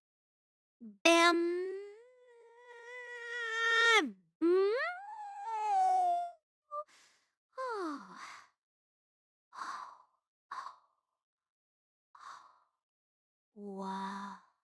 Whoa. I. All is well. See. Well, Huh? I wasn't praising you, but... See, I'm saying, if you're a little girl and we're together, someone is more likely to bother us, but if you're a middle schooler and we're together, they'll keep their distance. We'll still be suspicious, but I think it'll be harder for anyone to approach us, that's all. Harder for them to approach? Why? Well, because you're too pretty. What specifically about me? I mean, it's not anything in specific, it's everything. From your bouncy golden hair to your smooth skin, the shape of your eyes, your lips, and of course your figure, perfect even with its traces of immaturity, not to mention the immaculate proportions of your arms and legs. There's no question that if Leonardo da Vinci were alive today, he'd paint your portrait in place of the Mona Lisa. Stop! She kicked me. She kicked me with her vampire power. I'd gone vampire too, so it should have balanced out and not hurt much, you'd think, but in fact, I sustained enough damage to end up flat on my back, staring at the sky. She didn't hold anything back with that kick. What the hell? Was she mad or something? Did I say something wrong? Thou didst not. Thou didst not. Not a single thing. Well now, if thou so sayest, I shall hold nothing back in cooperating with thee, that I might enhance thy might. When she stood up, I saw that middle school Shinobu's clothes had changed from the standard model. When she got this much power back, she could tamper with reality as she saw fit, at least on the level of clothing. And this time, her new outfit. Clearly the uniform of the middle schoolers we met yesterday. A dress, just like Sengoku's, which is to say the uniform of the middle school I'd attended. Wow! A super rare card. Uniform Shinobu. This way we will be less likely to be addressed, she explained. And what is more, a uniform is enough to vouchsafe a person's character in this country. Yeah, for sure. It wasn't like that hadn't occurred to me, but I never imagined Shinobu, as particular about style as the super popular class president, would wear something like a school uniform, which so many other people also wore, so the plan had been left on the cutting room floor. For Shinobu to go this far in displaying a cooperative attitude all on her own. I hadn't even tempted her with Mr. Donut, so what on earth could have put her in such a good mood? I had no clue. It was a puzzle, a mystery. If only I could figure it out, it'd be massively advantageous in my future interactions with her. T, if you wish, I can ready a uniform for thee as well. Okay, yeah, maybe you should. I decided to presume upon her goodwill, though it did make me slightly uncomfortable to think that 11 years ago too, simply wearing a uniform made you less suspicious in this country. Shinobu created a Naotsu high uniform, male for me, and I re-entered the drain pipe to change into it, thus completing our transformation into a completely and thoroughly unsuspicious male prep school student and female middle school exchange student. Incidentally, while I was changing, Shinobu further altered her style so that she had glasses and braids, for some reason basing it on Hanekawa's old look. Maybe because that was Shinobu's image of a diligent student. I actually couldn't come up with a single good reason for a high schooler and middle schooler to be together, but on the off chance that someone said something to us, I figured we could skate by if we told them that she was doing a homestay at my family's house. And while we were concocting that far-fetched excuse, we arrived back at the Hachikuji residence. Not that we worked out the stage directions or anything, but we sort of stood near the telephone pole and began our stakeout. I'd picked up the book that Lolly Hanekawa had chucked at me and then abandoned the day before. So while I made Shinobu read that, and look like a weirdly bookish girl, while I pretended to fool around with my cell phone, its kind didn't exist yet. But by virtue of that, I must have looked like a high schooler playing a video game. We waited for Hachikuji to come out of her house. Mayoi Hachikuji with her huge backpack, on her way to her mother's heart, surely full of anxiety and anticipation. I presumed she would indeed leave while it was still morning, so our stakeout wouldn't last all that long. I likely wouldn't even have to wait half an hour to meet her, the living, breathing Mayoi Hachikuji. "What the hell's taking her so long?" I shouted. A little after 11 a.m. I almost slammed my cell phone to the ground in frustration, even though I'd just gotten the model. She really had my hopes up. Thou art most ill-suited to stakeouts only a paltry few hours have passed. Sure, and true, I intended to stake this place out for 10 hours if it came to that. But I still thought she'd leave during the morning, judging from the way she talked about it. As we'd hoped, no one addressed the uniform me/middle school Shinobu combo. There was no getting around the fact that Shinobu stood out, being a beautiful blonde girl and all. Passers-by kept glancing at us, but no one actually stopped and stared. Unexpectedly, Shinobu's braids seemed to be doing the trick. Even a glimpse of blonde braids is unusual. Though personally, I'd been ready to be accosted by strangers. The sun proved harsh since we'd both raised our vampiric levels to allow Shinobu to disguise transform herself, and while it was only May, it felt like we were trapped in a sauna. Shinobu retained her composure, but it must have been hard on her. I felt bad, and somewhat regretted my overly optimistic prognosis, and forcing a disguise on her, but it was too late for that now. Our forebears tell us, it's better to regret doing something than to regret not doing it.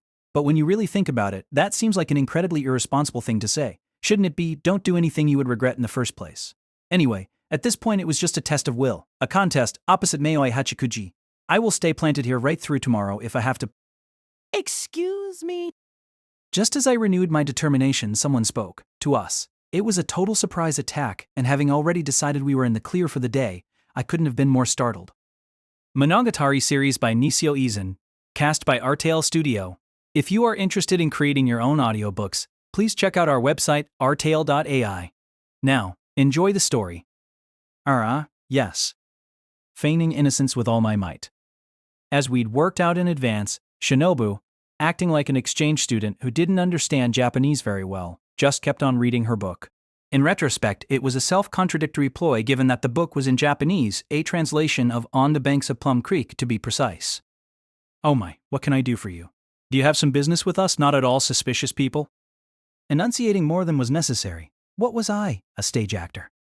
You would like me to expound on our lack of suspiciousness? By all means, permit me to explain. Naturally, we are not vampires or anything of the sort. We simply perspire easily.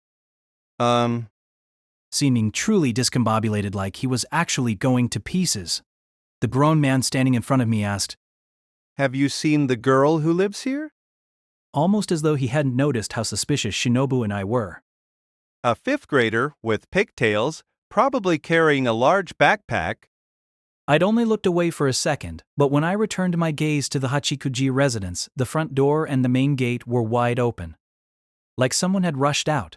No, forget such vague language. This was no time to play the sage and examine every possibility. It was obvious that this guy was the one who'd rushed out. This guy was a Hachikuji. And the fifth grader he was searching for had to be Mayoi Hachikuji. No, I haven't seen her.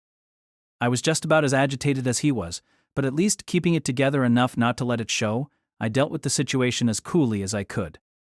I say keeping it together. But I wasn't even lying. I hadn't seen her.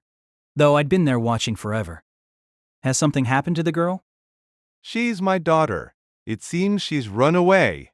I thought she was just taking her sweet time to get up, but when I went to her room to check on her, there was a note, and according to it, she left the house around 5 in the morning. Hachikuji!